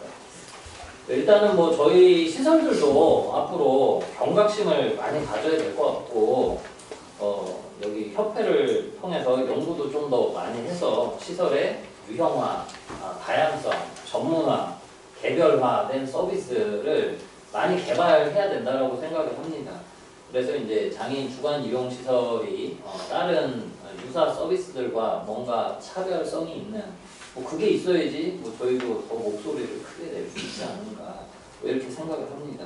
자, 그런 것을 이제 하기 위해서는 이제 바뀌어야 되는 것들이 당연히 있겠죠. 일단은 교수님 말씀해 주셨다시피 보건복지부 이제 지침 준수 요거를 장치를 이제 마련을 해야 된다라고 말씀하셨잖아요. 이제 준수율 지표를 이제 지자체 평가할 때 좀 넣고요. 그리고 저 개인적으로는 좀 보건복지부 지침 준수를 좀 공시했으면 좋겠어요. 그래서 공시를 아예 해가지고 저희 대구에 같은 경우는 우리 준수 잘 안 되는데 그거 여기저기 퍼 날라가지고 쪽팔리게 만들고 대구는 최저다 이런 식으로 그래서 좀 강제성도 띄고 공개를 하는 식으로 했으면 좋겠고요. 그 다음에 이제 장애인복지법 시행규칙인데 별표 5번 아까 또 교수님 말씀하셨다시피 거기에 이제 거주시설이나 직업재활시설은 굉장히 디테일하게 써져 있습니다. 근데 이제 우리 주간 이용시설만 이제 3명 이런 식으로만 되어 있으니까 이것을 좀 더 세분화된 물론 이게 중앙협회에서 어느 정도 논의를 하고 있는 걸로 알고 있는데 좀 강제성을 이제 부여할 수 있도록 어쨌든 지침보다는 좀 더 한 단계 높은 법이니까요. 시행 규칙도. 그래서 요거를 좀 해야 되지 않을까 싶고요. 그 다음에 이제 지자체별로 요거 지원의 지속 가능성을 확보하기 위해서는 저희가 제일 무서워하는 것 중에 하나가 지방이양 사업, 주무관법에서 가장 무서운 것 같아요. 그리고 뭐 담당자의 재량, 그 다음에 단체장의 마인드에 따라서 그때그때 달라요. 그런 거를 이제 막기 위해서는 조례가 딱 제정이 돼서 지속적으로 어떤 식으로 지원을 해야 되겠다. 제가 알기로는 경기도는 이제 조례가 제정이 돼 있는 걸로 알고 있고 그 이후에 다른 지자체도 이제 움직이고 있다고는 하는데 그것을 다른 지자체도 좀 할 수 있도록 어떠한 지원 체계가 좀 마련됐으면 좋겠습니다. 그리고 마지막으로 기능보강 이것 때문에 기능보강 말씀 전에 이 보건복지부 지침 기준 현실화가 필요하다. 아까 말씀드린 운영비 이거 몇 년째 이거 고정으로 되어 있는데 이런 거 좀 바꿨으면 좋겠고요. 그래도 하다못해 한 달에 최소한 한 200~300은 줘야 되지 않겠나. 한 300만 원. 물가가 올라가니까요. 대부분 이용인이 평균적으로 15명이 이제 대부분이라고 가정을 했을 때 그래봐야 1인당 한 20만 원씩 이제 돌아가는 획이니까요. 그래서 그런 거 지침을 좀 현실화에 맞게 그냥 형식적으로 1년에 뭐 2%, 3% 이렇게 하지 말고 현실화를 좀 시켰으면 좋겠습니다. 그리고 마지막으로 여기 김용 국회의원님도 계시지만 어떤 우리 보건복지부랑 조금 연계를 해서 기재부에 좀 얘기를 해주셨으면 좋겠어요. 보조금법 시행령 별표 이 개정을 어떤 형태로든지 좀 구체적으로 어떻게 하기 위해서는 이제 아까 교수님 말씀하신 것처럼 이제 TF팀을 좀 꾸려가지고 우리가 이제 좀 더 현장의 목소리를 담아가지고 좀 구체적인 이제 제안을 이제 저희 협회 차원에서 좀 해야 된다고 생각하거든요. 그러기 위해서는 일단 TF팀이 좀 꾸려져서 뭔가 액션이 취해져야 되지 않을까 생각을 합니다. 예, 뭐 제 의견은 이 정도고요. 또 국회의원님 모셔가지고 제 토론은 이것으로 마치겠습니다. 네, 감사합니다. 네, 센터장님 너무 좋은 토론 감사합니다. 저희가 이 성남의 3대1을 부러워야 된다는 이 현실이 또 토론을 할수록 마음이 무거워지는 것 같습니다. 저도 전주에서 왔는데 어느 지역에 사는지에 따라서 좀 다른 지원들을 받아야 되는 거는 적절하지 않다. 정말 이런 생각을 다시 한번 하게 된 것 같습니다. 잠깐 저희가 이후 토론으로 넘어가기 전에 아마 사회자께서 일어나셨어요. 마이크를 좀 넘기도록 하겠습니다. 네, 감사합니다. 저희 오늘 토론을 주최해 주셨죠? 국회의원 이수진 의원께 또 선출위원 한 말씀, 축하 말씀 듣도록 하겠습니다. 네, 안녕하세요. 네, 국회 보건복지원에 선정하고 있습니다. 성남중원구 국회의원 이수진입니다. 네, 오늘 혹시 아까 토론자께서 제가 들어서 토론을 하다 마신 건 아니신 거죠?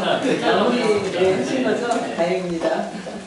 네, 장애인 주간 이용시설 운영 현실화를 위한 정책 토론에 공동 주최하게 돼서 한국장애인 주간 이용시설 협회 그리고 여러 의원님들 특히나 남아서 토론을 듣고 계신 김은현님한테 진심으로 감사드립니다.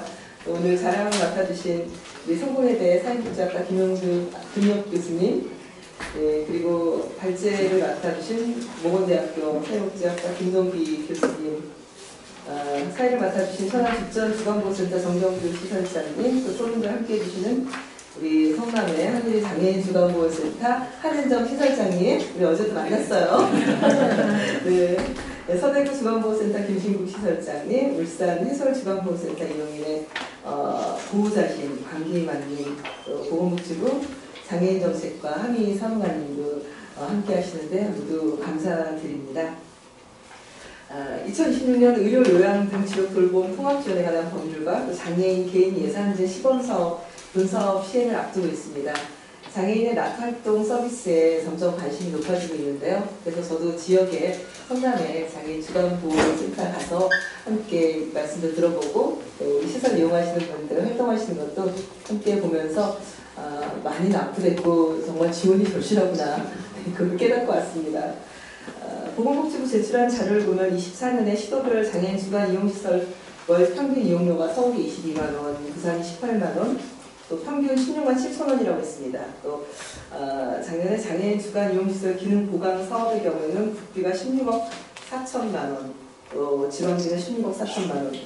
학교가 33억 원의 예산이 투입되는데 이게 총 55개 시설에 평균 5,900만 원밖에 안 돌아가는 꼴입니다. 그래서 장애인 주간 이용시설 이용료가 이용인 가정의 경제적 부담으로 좀 자리 잡고 있고 또 주간 이용시설 기능 보강 사업은 시설 개선을 하기엔 턱없이 부족하다. 네, 이 말씀을 제가 정확하게 이해를 하고 있습니다. 그래서 지난 21대 국회에서 장애인고용법 개정을 통해서 공공부문 장애인 의무고용률 3.8% 상향했었던 그런 기억도 납니다. 저도 법안을 내서 통과를 시켰었는데 근데 이제 정부가 장애인 지원 정책이 이렇게 양적 제공을 중심으로 확대돼 왔었고 또 장애인의 다양한 환경에 대해서 이해하지 못하는 그런 정책이었다고 생각을 합니다.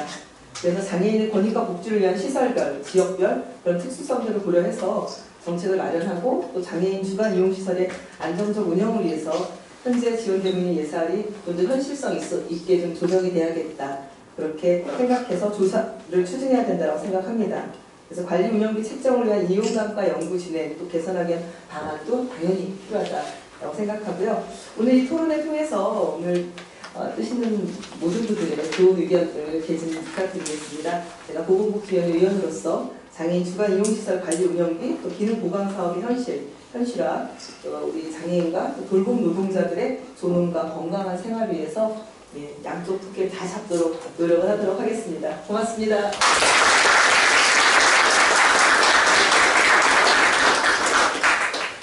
저희 토론의 주체자 답게 상당히 높은 이해도를 가지고 말씀드려서 감사드리고요.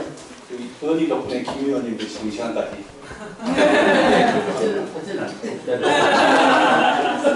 저희가 사진 찍을 텐데 사진 찍기 앞서서 제가 학연 지원 좋아하지 않는데 아까 그 성남중앙고 말씀해 주셨으니까 또 하나 제가 팁을 드리면 의원님 고향이 대전입니다. 저희 토론회 과정에서 가장 열악한 환경에서 협찬이 좋아하나 의원님 연락을 주면 대전에서 태어나기만 했어요. 저희가 바지크라는 곳에서 네, 저희가 안전자리에서 사진을 좀 찍도록 하겠습니다. 저희가 카메라를 어떤 걸 보면 될까요? 저기 가운데 서 계신 저희 팀장님 바라봐 주시고 우선 피켓 좀이다 드리겠습니다. 네, 저희 사진을 3번 찍겠습니다. 네, 먼저 카메라 봐주시고요. 온화한 미소로 하나, 둘, 셋. 한 번 더 찍겠습니다. 하나, 둘, 셋. 그리고 저희가 토론회지만 결기 있게 화이팅. 아직 현수막은 들지 말아주세요. 현수막 하겠습니다. 결기 있게 화이팅 한번 하도록 하겠습니다. 하나, 둘, 셋. 네. 자, 이어서 자리에 현수막 갖고 계신데요. 저희가 이게 빨간색이 밖으로 보이게 머리 위로 들어주시면 사진 좀 현명하게 나오고. 전라북도 장애인 부모님들이 부모님들이 전라북도에서 연대하고 있어서 버스 빌려서 거기 온다고 하는데 자제하고 10명만 더 네. 자제하셔야죠. 근데 여기다가 진짜 저도 하나 주세요. 이왕이면 글씨가 잘 보이게. 네, 찍겠습니다. 하나, 둘, 셋. 하나, 둘, 셋. 예, 감사합니다. 그리고 마지막으로 저희 박주민 보건복지위원장께서 정말 꼭 참석하고 싶다고 하셨는데 정말 문자로 양해 말씀 부탁드린다고 꼭 전달해드리려고 하셨으니까요. 고맙습니다. 하겠습니다. 이건 안 찍어 이거. 이거 한번 찍어주시. 저는 원하실 것 같은데. 오늘 오투 위에서 고생하고 계신 김명규 씨 의견을 한번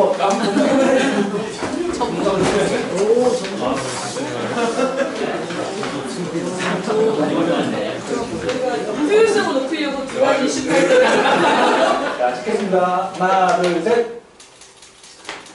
예, 감사합니다. 제가 전국 보지사님께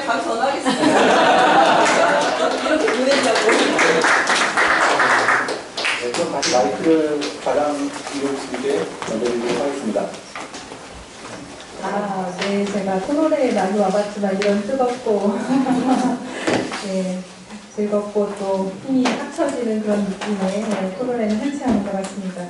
네, 이어서 아마 울산에서 어렵게 이 자리에 함께 해주신 것 같습니다. 강기만 보호자님께서 토론해 주시겠습니다. 강기만입니다. 울산에서 왔습니다.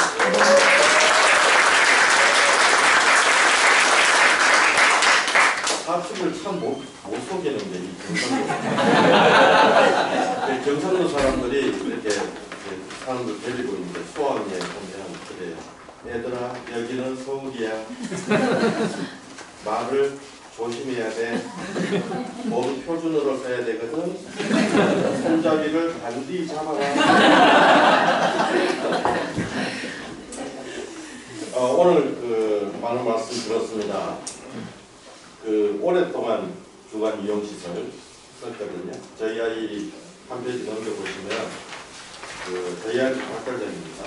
사진 보시면 이쁘죠? 네. 여기 왼쪽에 있는 게 요게 한 4살, 5살 때 사진이에요. 그 다음에 비교적 근래 사진이 오른쪽 사진이에요. 공통점은 사진 찍을 때마다 V자입니다. 네. 이런 태도가 한 번도 변하지 않아요. 발달장애라는 것이 이렇게 성장이 더디 가는 거예요. 무슨 이야기를 해야 될까라고 좀 준비를 하고 고민을 하고 담당 선생님들하고 얘기를 많이 했는데 여기 제도적 방향이나 이런 것들은 제가 말씀드리기가 참 어렵습니다. 그런데요, 여기 의원님들 계시고 또 이렇게 담당 부서에서 나오셨으니까 제가 좀 드리고 싶은 말씀은 중화가출이라고 잘 달리는 말한테 채찍을 합니다. 못 달릴 것 같으면 때리지도 않아요. 의원님들께 믿으니까 제가 말씀드리는 거고요. 또 이렇게 담당 부서에서도 이렇게 이해할 줄 알고 말씀을 드립니다. 또 딴 동네에 있는 의원들이 와셨으면 그냥 인사만 하고 가려고 합니다. 그런데 우리 편되는 의원들이라서 제가 좀 말씀을 드리고 싶습니다. 주간 이용시설 이 부분에 대해서 이마에 문제가 많은 줄 몰랐어요. 그냥 느꼈는데 이런 줄 몰랐어요. 말씀하셨죠? 우리 속에서 감면되는 금액 나는 나라에서 주는 줄 알았어요. 그 다음에 지금 주간 활동 서비스 이런 거 있죠. 바우처 쓰는 거 이런 거 있죠. 그거 왜 만들었어요? 지금 있는 주간 이용 시설하고 사실 우리 이용자 입장에서 구분 못해요. 공짜, 유료 이겁니다.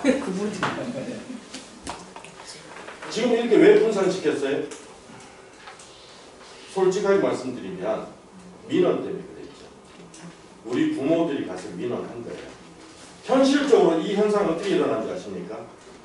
지금 여기서 교수님이 어떤 통계 얘기해 주셨죠. 정책 이야기하죠. 법률 제정하고 시행령 바꾸죠. 현장에서 싸움은 누가 나는 줄 아세요? 이용자, 부모 우리하고요. 당사자들 우리 시설장님들하고요. 종사자들하고 맨날 싸우는 거예요. 정치하는 사람들이요. 죄송합니다.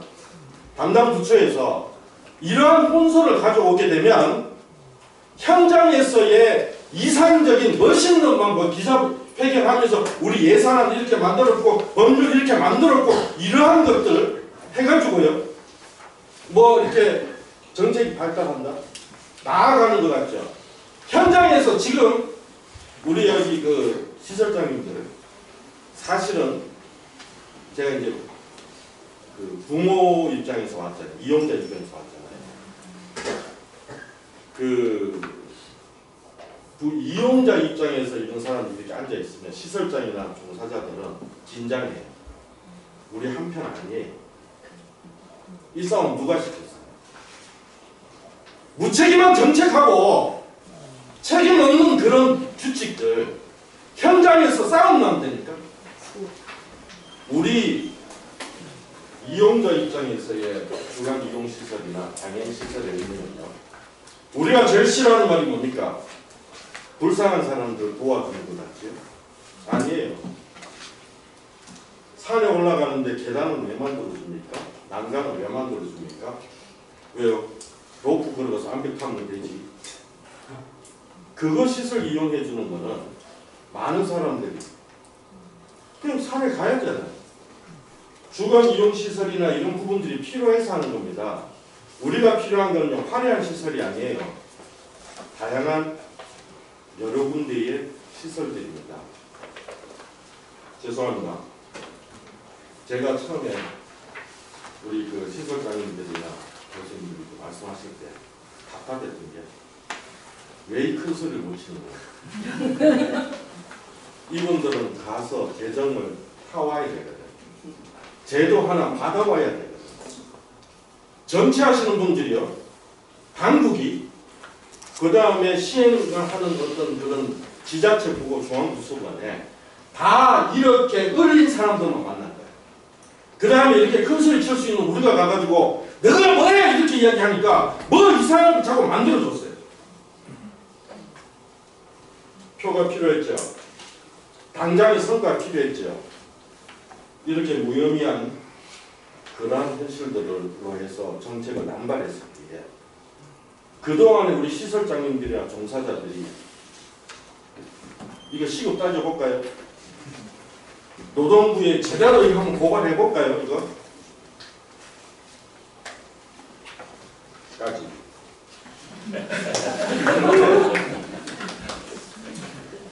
누군가는 한번 소리쳐줘야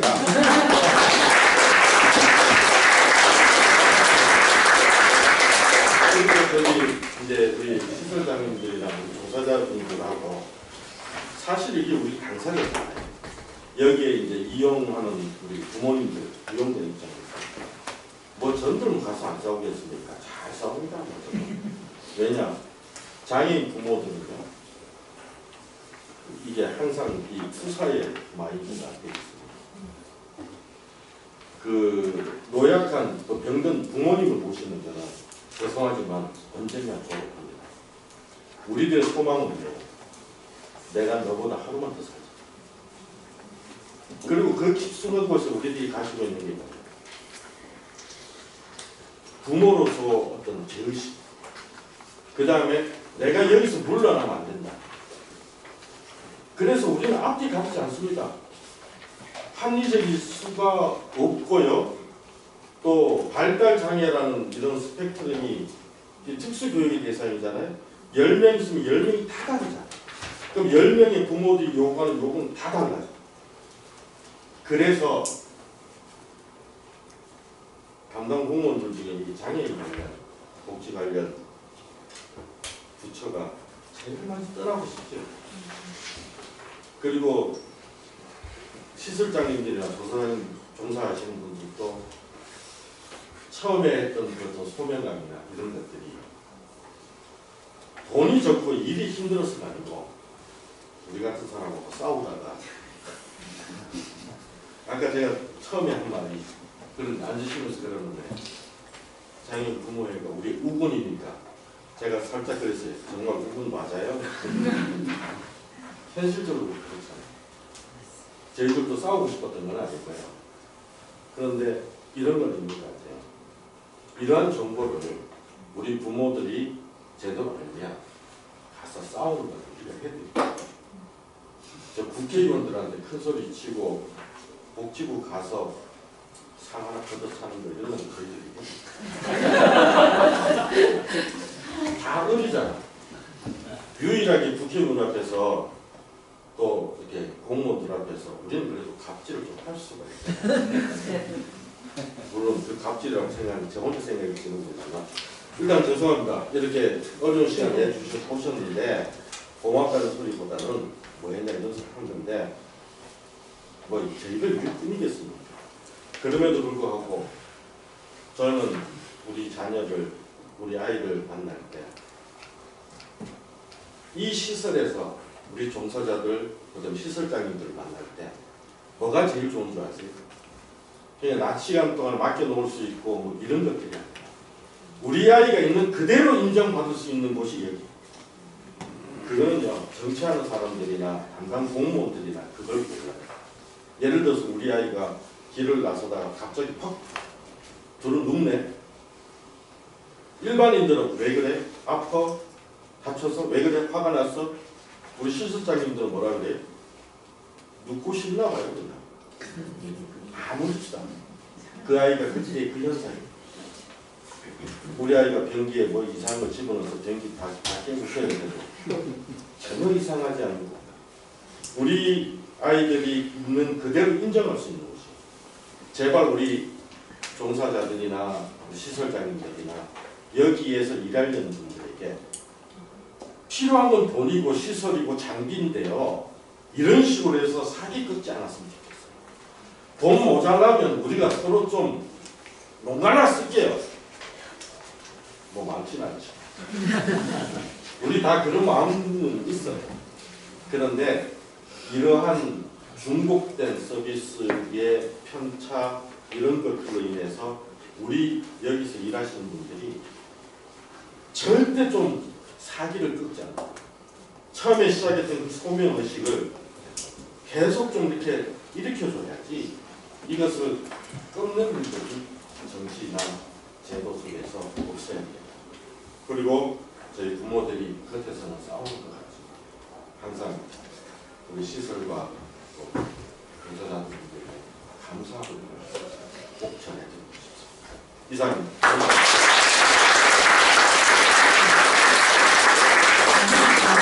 귀한 토론 너무 감사드립니다. 힘도 있었고 감동도 있고 또 마지막 감사의 말씀도 해주셔서 뭐 저희 을을 대표해서 깊은 감사의 말씀을 드립니다. 네. 있는 그대로 인정받기를 원하는 우리 이용자와 또 그 부모님들과 그 많은 것들을 위해서 저희가 이 자리에 오늘 모인 것 같습니다. 처음에 간단히에다 단기에다 제가 전투해서 왔습니다. 예, 이렇게 시작해 주셨는데 정말 저희 마음속에 큰 울림이 있는 토론을 해주신 것 같습니다. 다시 한번 네, 감사드립니다. 마지막으로 아마 굉장히 무겁게 이 자리에 참석하셔서 어떤 얘기를 해야 될까 많은 질문과 고민을 하고 계셨으리라고 생각을 하는데요. 복지부 장애인 정책과 한희 사무관님께서 토론해 주시겠습니다. 박수로 환영해 주십니다. 안녕하세요. 보건복지부 장애인 정책과 한희 사무관입니다.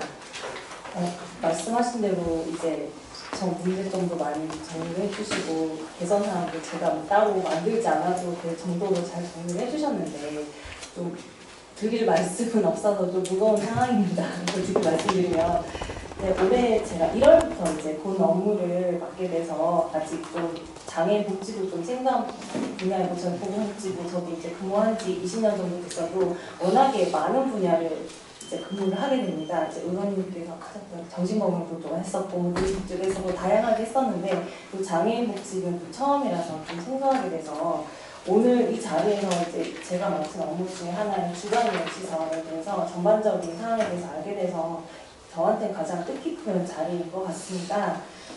그래서 이제 아무래도 이게 들어보니까 25년 동안 지역사회에서 장애인 주간이용시설을 운영하면서 이제 장애인분들에게 돌봄 서비스를 제공을 하고 복지 증진을 위해서 노력하시는 데에 대해서 저희는 계속 감사함을 느끼고 있습니다.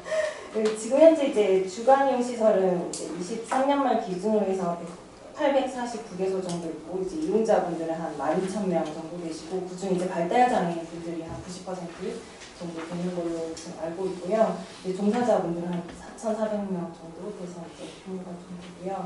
그리고 저희 이제 제6차 장애인 정책 종합계획 내에서 이제 표준 서비스 제공 기준 마련하기 위해서 장애인 주간이용시설 운영 내실화를 위해서 이제 23년에 지침을 반영을 한 걸로 알고 있고요. 이제 체중증 장애인 전담 주간이용시설 확대로 추진을 하려고 하는데 그건 뭐 저희 의도와 다르게 좀 그렇게 잘 안 되고 있는데 그리고 좀 노력을 하고 있습니다. 기능보관을 선정할 때. 그리고 이제 22년부터는 기능보관 사업이 진행 중이고 25년 국비로 아까 의원 이수진 의원께서 말씀하신 예산보다 좀 약간 삭감이 돼서 25년에는 이제 국비 13.5억 정도, 14억 정도 이제 확보를 해서 지원을 하고 있습니다. 오늘 이제 건의사항 토론회 정책 때 이제 이렇게 주셨던 건의사항을 보니 이제 크게 두 가지인 것 같습니다. 장애인 주간이용 시설의 역할 재정립 방안으로 해서 이제 거주 시설처럼 장애 유형, 정도, 연령 등을 고려한 주간이용 시설의 유형 다양화, 그리고 이거는 제가 솔직히 말씀드리면 이번 토론회 준비하면서 알았습니다. 발달 장애인 주간 활동 서비스와의 그 관계에서 이제 인프라가 좀 배제된 문제, 그로 인해서 이제 이용자가 부담이 이제 편차가 생긴 그 부분이 좀 문제인 것 같고요. 그리고 이제 주간이용 시설의 운영 현실화 방안에서 시행규칙상에 있는 종사자 배치 기준 개선이라든지 이용료에 대한 표준화, 이용료 감면에 대한 이제 정부의 추가 재정 지원 방안이라든지 사회복지시설 종사자 인건비 가이드라인 준수라든지 처우 개선 방안, 그리고 이제 기능 보강할 때 시설 노후화 개선 투자를 확대하는 것, 이제 말씀해 주셨던 그 기능 보강 사업 또 공사비 단가 현실화되지 않는 부분, 그리고 차량 지원을 위한 보조금 시행령 개정이라든지 이런 여러 가지 이제 산재된 문제들이 또 많은 것 같습니다. 그래서 특히 저희도 이제 종사자 처우 개선이라든지 관리 운영비 현실화는 좀 공감을 하고요. 제가 좀 찾아보니까 이게 매년 3% 증은 아니었고 19년에 한 1년에 1,500만 원, 그리고 20년부터 22년에 1,600만 원, 그리고 23년에 1,680만 원에서 좀 점진적으로 인상은 되었었는데 말씀하신 대로 그것도 부족한데 이제 지자체에서 실제로 지원하는 것도 부족한 현실인 것 같고요. 이게 아무래도 이제 지방의양 시설이다 보니까 저희는 지침으로 이제 인건비랑 운영비를 지원을 하고 권고를 할 수밖에 없는 상황이어서 이제 지자체별 재정 자립부라든지 단체장 관심 사항에 따라서 이제 격차가 발생할 수밖에 없는 것 같습니다. 점점 이제 사회가 고도화가면서 이제 시설뿐만 아니라 다른 부분도 다 격차가 심해지는데 점점 심해갈 수 있는데 이 부분은 계속 고민은 하고 있는데 이게 좀 어려운 것 같습니다. 그래서 가이드라인 같은 경우에는 준수율을 현재 저희 사회복지시설 총괄하는 사회서비스 일자리과에서 가이드라인 준수율을 이제 조사를 하고 있고 공시를 하고 있는데 워낙 이제 시설별로 좀 종별이 다양하다 보니까 공시를 했어도 이제 특정 시설이 이렇게 낮다라는 거는 인지하지 못해서 그런 부분이 있는 것 같고요. 이 부분도 저희가 좀 지자체에 공유를 할 예정입니다. 그리고 이제 기능 보강 인센티브는 그 가이드라인하고 연계해서 인센티브 강화하는 거는 그럼 이제 가이드라인 준수하는 곳에 기능 보강 인센티브 주니까 이건 재정이 지원 잘 되는 곳에 계속 지원이 되는 그런 부분이 있어가지고 그 부분도 좀 가이드라인 준수할 수 있는 방안을 좀 많이 고민을 해야 될 것 같고요. 그리고 이제 시행규칙 인력 기준 강화는 작년 연말에도 계속 얘기가 있었던 걸로 알고 있습니다. 이게 말씀하신 대로 복지부에서 시행규칙이기 때문에 의지만 있으면 강하지만 이게 할 때는 근거 자료가 있어야 됩니다. 근거 자료가 있어야 되고 이게 시행규칙을 강화를 하면은 각 시설별로 이제 미달되는 시설에 대해서는 이제 시설 기준을 준수하지 못하기 때문에 행정처분이라든지 페널티가 있기 때문에 그 부분도 다 저희가 파악을 하고 지자체에서 재정을 지원할 수 있는지 그런 것도 다 해야지 저희가 시행규칙을 개정을 할 수가 있습니다. 이게 규제랑 또 연관이 되어 있어가지고 피규제자가 이제 비용 부담이 발생했을 때 그 비용을 보전할 수 있는지까지도 고려가 돼야 돼서 이게 쉽지는 않은데 아무래도 좀 노력을 해봐야 될 것 같고요. 그리고 관리 운영비도 그렇고 아마 다 근거가 자료가 있어야 될 것 같습니다. 그래서 관련해서 연구 용역을 추진을 하면서 근거를 가지고 이제 이게 한꺼번에 할 수는 없을 것 같고요. 이제 그 과제 중에서 실현 가능한 방안으로 우선순위를 가지고 점진적으로 개선할 수 있는 방안을 검토를 하도록 하겠습니다. 그리고 계속 저희 주간시설협회 회장님하고 이제 교수님하고 같이 논의해서 같이 풀어나가면 될 것 같습니다. 오늘 제가 말씀드리는 게 아마 속 시원하진 않으셔가지고 그럴 줄 알았다라고 하실 거예요. 이런 게 없고 관심을 가지고 좀 하고 이제 가업차 이 부분은 저만 할 수 있는 거 아니면 이제 발달장애인 담당하고 있는 장애 서비스과 하고도 이제 전반적으로 체계에 대해서 논의해 봐야 되는 거라서 이제 가서 좀 보고를 드리고 혹시 개선할 수 있는 방안이 있는지 좀 논의를 해보도록 하겠습니다. 감사합니다. 네, 감사합니다. 여러 가지 그 나온 문제 제기에 대해서 사무관님께서 좀 자세하게 말씀을 해주신 것 같습니다. 말씀을 하신 것 중에 이제 근거 자료가 필요하다. 근거 자료가 있어야 뭔가 시행 규칙도 개선하고 제도를 발전시키는데 이런 말씀을 하셨는데요. 저도 완전 전적으로 공감합니다. 작년에 제가 이 최종중 주간 이용시설 그 도입 연구를 복지부에서 했었는데 그때 이제 연구를 하면서 주간 이용시설에 이렇게까지 연구가 그동안 없었고 그래서 뭔가 기초 자료가 전혀 형성되어 있지 않다. 그런 부분에 정말 좀 놀라기도 했고 주간 이용시설에서 뭔가 그 이슈를 제도로 연결하는 그런 지점에 참 힘들겠다. 정말 그런 어려움들을 현실적으로 연구 측면에서도 굉장히 많이 느꼈던 것 같아요. 그래서 오늘 사무관님께서 요 근거자료 마련을 위한 여러 가지 그런 연구나 이런 부분들에도 또 이 주간 이용시설 회장님과 함께 좀 힘을 실어주시면 제도가 발전하는 데 굉장히 도움이 되지 않을까 그런 생각을 해봅니다. 좋은 토론 감사드립니다.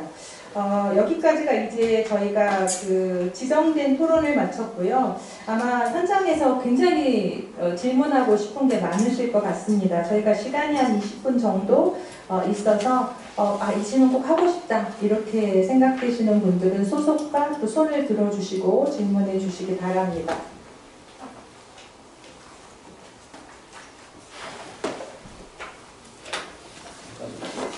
네. 의원님? 네. 제가 보니까 의원님이 손을 빨리 먼저 기회를 드리고 두 번째로 드리도록 하겠습니다. 그 합의 장관님한테 좀 여쭤보기도 하고 의견을 드리기도 하고 이제 지자체별로 지침 준수율에 따른 기능 보강 사업 하실 때 이제 잘하는 곳에 지원이 계속 가게 되는 문제가 생길 수 있다는 말씀을 하셨는데 예를 들어서 지자체 재정 자립도에 따라서 약간 군을 나누고 그 군 내에서의 기준 준수율을 평가해서 지원을 차등하는 방안 같은 거를 한번 고려해 보실 수 있지 않을까. 그러니까 이제 약간 지자체마다 사정이 다른 부분은 재정자립도 같은 지표를 통해서 고려할 수 있지 않을까라는 생각이 들었고요.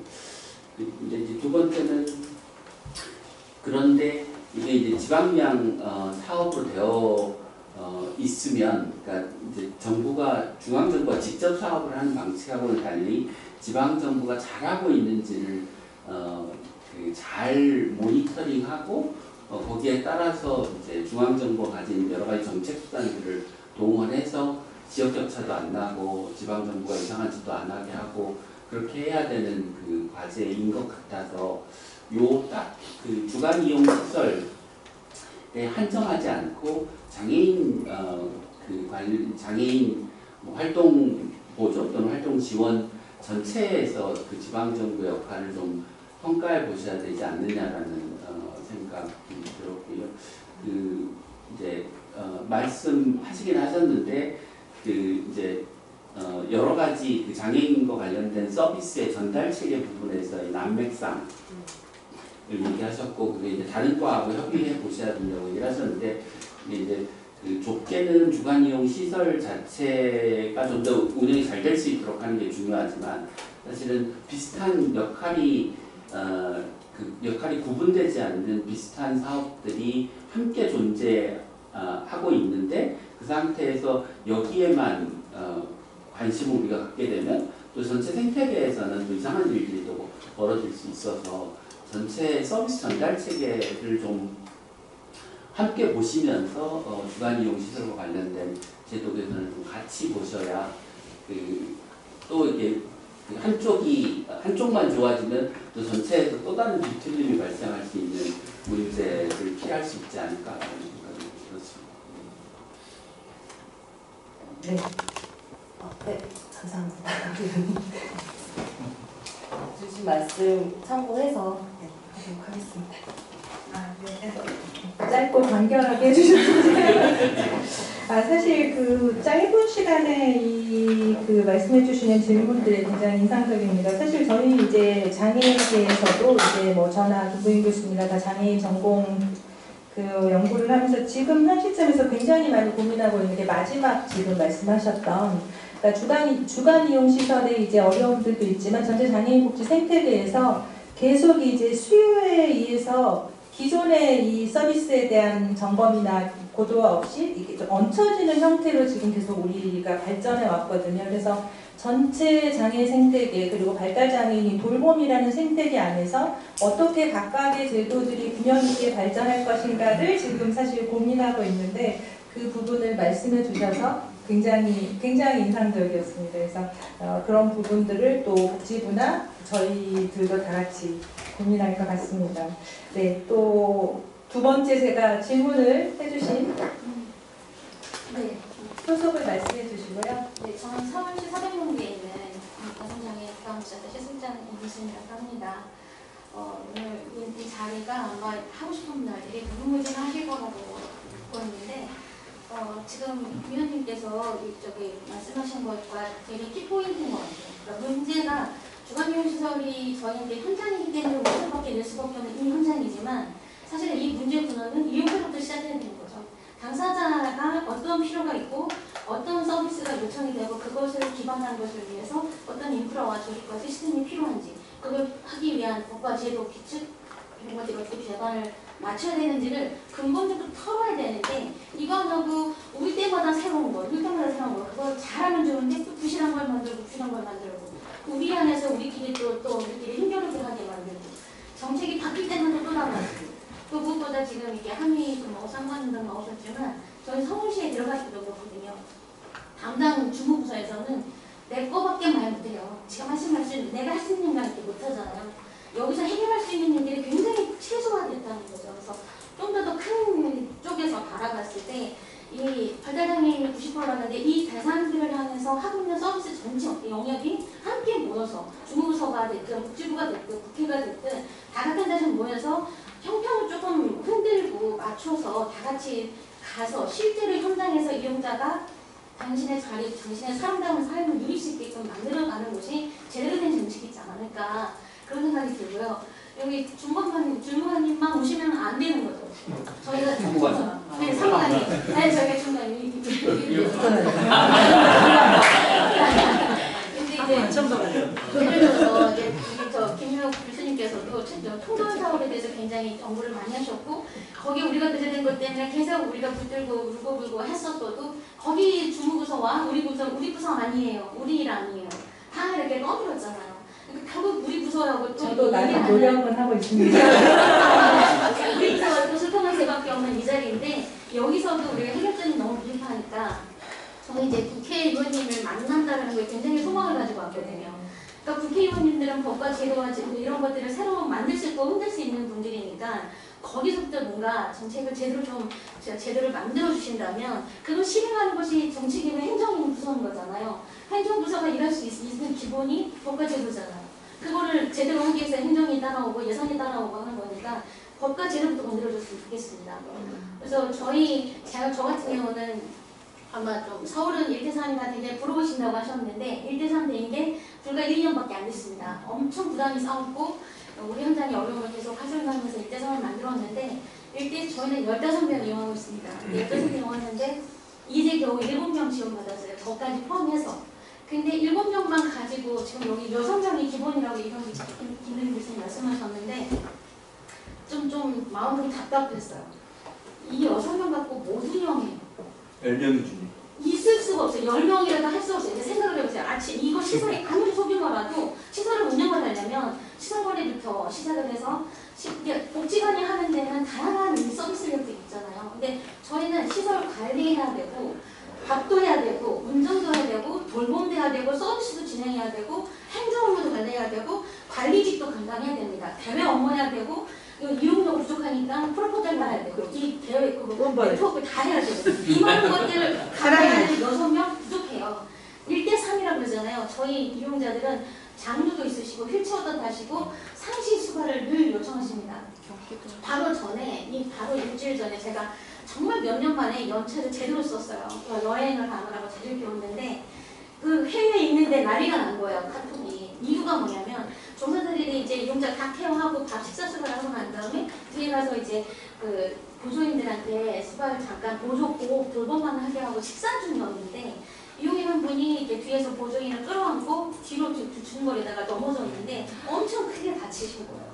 그래서 등허리 거리고 시커멓게 멍이 들어간 거 사진이 올라오는데 심장이 멎는 것 같아요. 저는 이 일의 모든 책임이 저한테 있기 때문에 저는 영차도 마음대로 못 가고 교육도 못 가고 다 여기 나오는 것도 마음 떨려가면서 오는 거예요.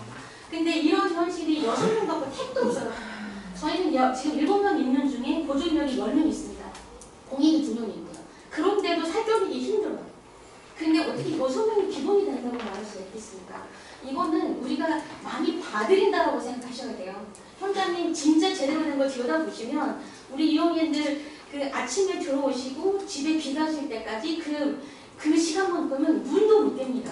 눈 한눈 잠깐 파는 사이에 옆에 사람 꼬집고 깨물고 살을 뜯어먹고 당신들끼리 싸우는 거 안에서도 그러니까 그렇기 때문에 상시 두 눈으로 지켜봐야 되는데 어떻게 1대3을 가지고 있는 동안에 아무것도 못해요.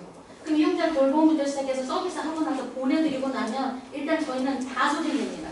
그러고 나서 이제 행정을 해야 되는데 이용자 직원들은 6시면 퇴근해야 되잖아요. 요새 워라밸 엄청 추구하잖아요. 근데 다 직원들을 가면 일이 최적돼요. 그럼 저는 맨날 알바생이에요.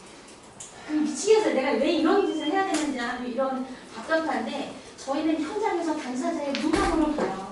이들의 눈을 보면 이들한테 어떻게 하면 행복하게 해드릴까에 그 마음이 오롯이 쏘이니까 그런 진정성있는 서비스에 올인하다 보면 이 자리를 떠날 수가 없는 거예요.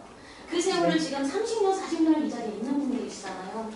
그러니까 이런 현장을 제대로 좀 직시하시고 이 김에 좀 바닥도 제대로 네, 감사합니다. 토론에 가까운 내용이어서 너무 의미 있게 들었습니다. 시간이 지연됐지만 한두 분 정도만 혹시 두 분만 질문을 받도록 하겠습니다. 네. 네. 토로하겠습니다. 네. 서나 앉으나 별 차이가 없기 때문에. 일단 우리 강기만 보호자님의 말씀 듣고 눈물을 흘리며 들었습니다. 감사 말씀 일단 드리고요. 저는 충남 협회장을 맡고 있고요. 충남 아산에서 주간보호시설, 또 주간활동시설, 통합돌봄시설 이렇게 다 운영을 하고 있습니다. 그래서 누구보다도 좀 총체적인 그 문제점들을 다 파악하고 있다고 생각하는데요. 제가 있는 아산시에서는요, 주간보호 3개, 주간활동 3개, 통합돌봄 3개, 24시간까지 하면 한 개 초하면 10개거든요. 인구 39만이고요. 발달장애인 비율을 따져봤을 때 지금 현재로는 딱 최적의 그 서비스가 시설이 있다고 생각합니다. 군데군데에서는 이용인 모집을 더 해야 되는 상황이기도 하고요.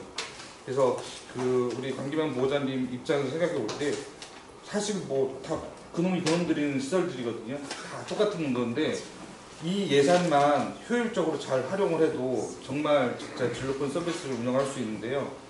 제 자랑을 좀 하자면 저는 적어도 저희 시설 주변에 있는 그 발달장애인 가정들은 제가 알아서 평가해서 주간보호 배치할 건지 주간활동을 할 건지 통합돌봄을 할 건지 다 하고 있습니다. 요 방식을 아산시로 넓히고요. 충청남도로 넓히고 보건복지부에서 그냥 하면 될 것 같거든요.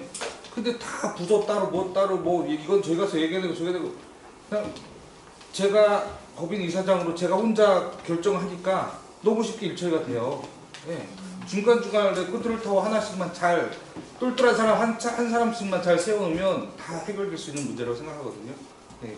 그 중에 시급한 거는 지금 현재 상황에서는 정말 상대적 차별을 받고 있는 그동안 진짜 20년 동안, 25년 동안 많이 노력해왔던 그런 지금 이용시설에 대한 현황을 얘기를 하고 있지만 전체적인 발달장애인 서비스 적어도 개인 예산제까지 멀리 갈 거 아니고요. 그냥 일단 유사 서비스인 요 3가지만이라도 잘 컨트롤 타워에서 잘 하면 지금 주어진 예산 가지고 더 어디 우리 김 기현님이 더 많은 예산을 확보해 주시면 물론 좋겠지만 지금 책정된 예산만으로도 잘 나눠 쓰면요 저는 충분하다고 보거든요.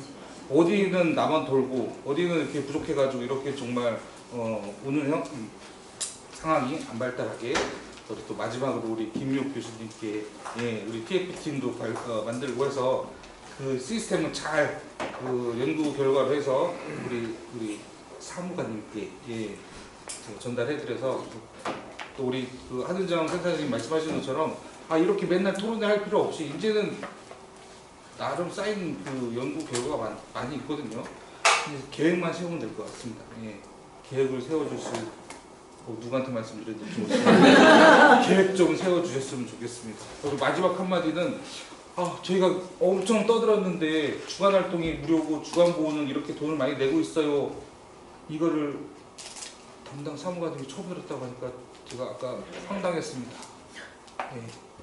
마지막 말로 말씀드리겠습니다. 네, 감사합니다. 마지막 질문으로 홍보대사 발제자님께 말씀하실 시간을 드리도록 하겠습니다.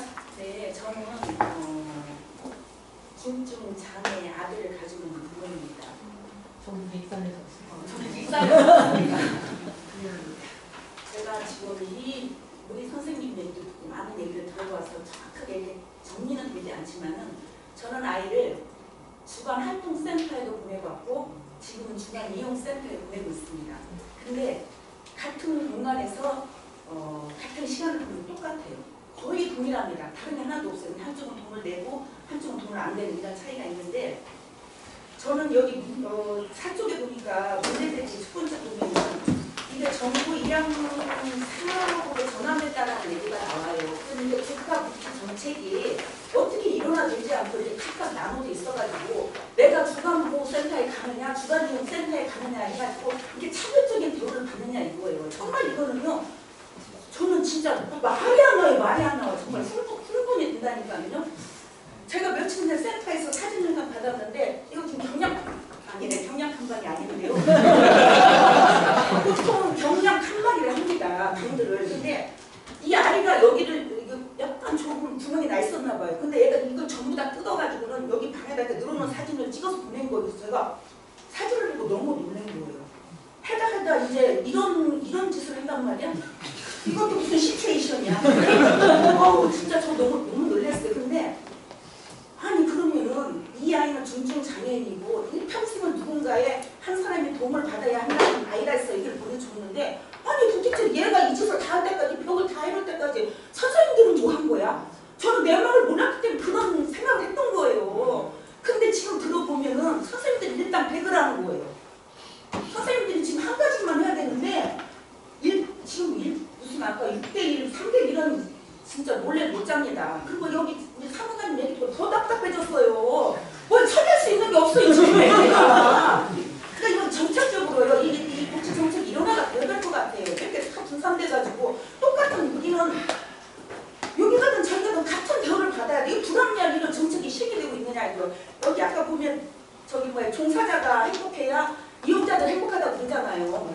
선생님들이 이렇게 박봉에다가 얻어 맞아야지. 우리 애들 막 화나면 선생님들 때려요. 선생님들 밀어버리고. 그래서 죄인 중에 죄인 마음으로 살아가는데 우리 선생님들이 대우를 진짜 이건 3개월 정도 아니냐 정말로. 이런 대우 처우 개선을 좀 해주시고요. 이 예산이 어디는 1억 6천씩 나가고 어디는 1,600만 원 이런 게 어디가 있습니까? 우리 지금 마지막에 하신 선생님은 이 업에 종사를 하시는 분 같은데 주간활동센터는 그 예산이 많이 내려오죠. 그러니까 선생님 그쪽 예산 받고 이쪽 예산 받고 해가지고 어떻게 쓰니까 이런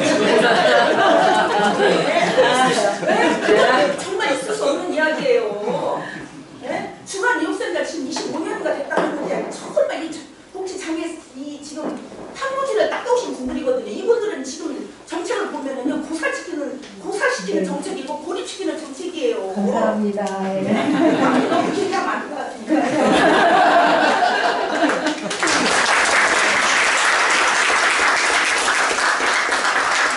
귀한 의견 주셔서 너무 감사합니다. 가슴 깊이 잘 새기고 또 반영하도록 최선을 다하겠습니다. 네, 저희가 시간이 많이 갔지만 그래도 오늘 발제를 해주신 우리 김동희 교수님께 1분에서 2분 정도 드리도록 하겠습니다. 오늘 너무 귀한 의견 주셔서 감사드리고요. 우리 김유민이 끝까지 계셔서 너무 감사드리고 토론회를 너무 많이 다니는데 국회의원님께서 끝까지 자리를 지키신 경우는 손가락에 꼽는 것 같아요. 보통 인사하고 사라지셨는데 너무나 감사드리고 그리고 끝까지 계셨기 때문에 제가 우리 의원님께 하나 부탁드리고 싶은 건 뭐냐면 그러니까 대한민국에서 국가 책임제를 쓰는 대상이 있어요. 그게 치매예요. 우리나라는 치매에 대해서만큼은 국가 책임제라고 있는 나라다. 근데 문재인 정권 때 발달장애인 국가 책임제를 하겠다고 말을 했는데 문재인 정권 때 발달장애인 국가 책임제는 말만 하고 그게 사라졌어요. 정권이 바뀌고 또 사라졌고.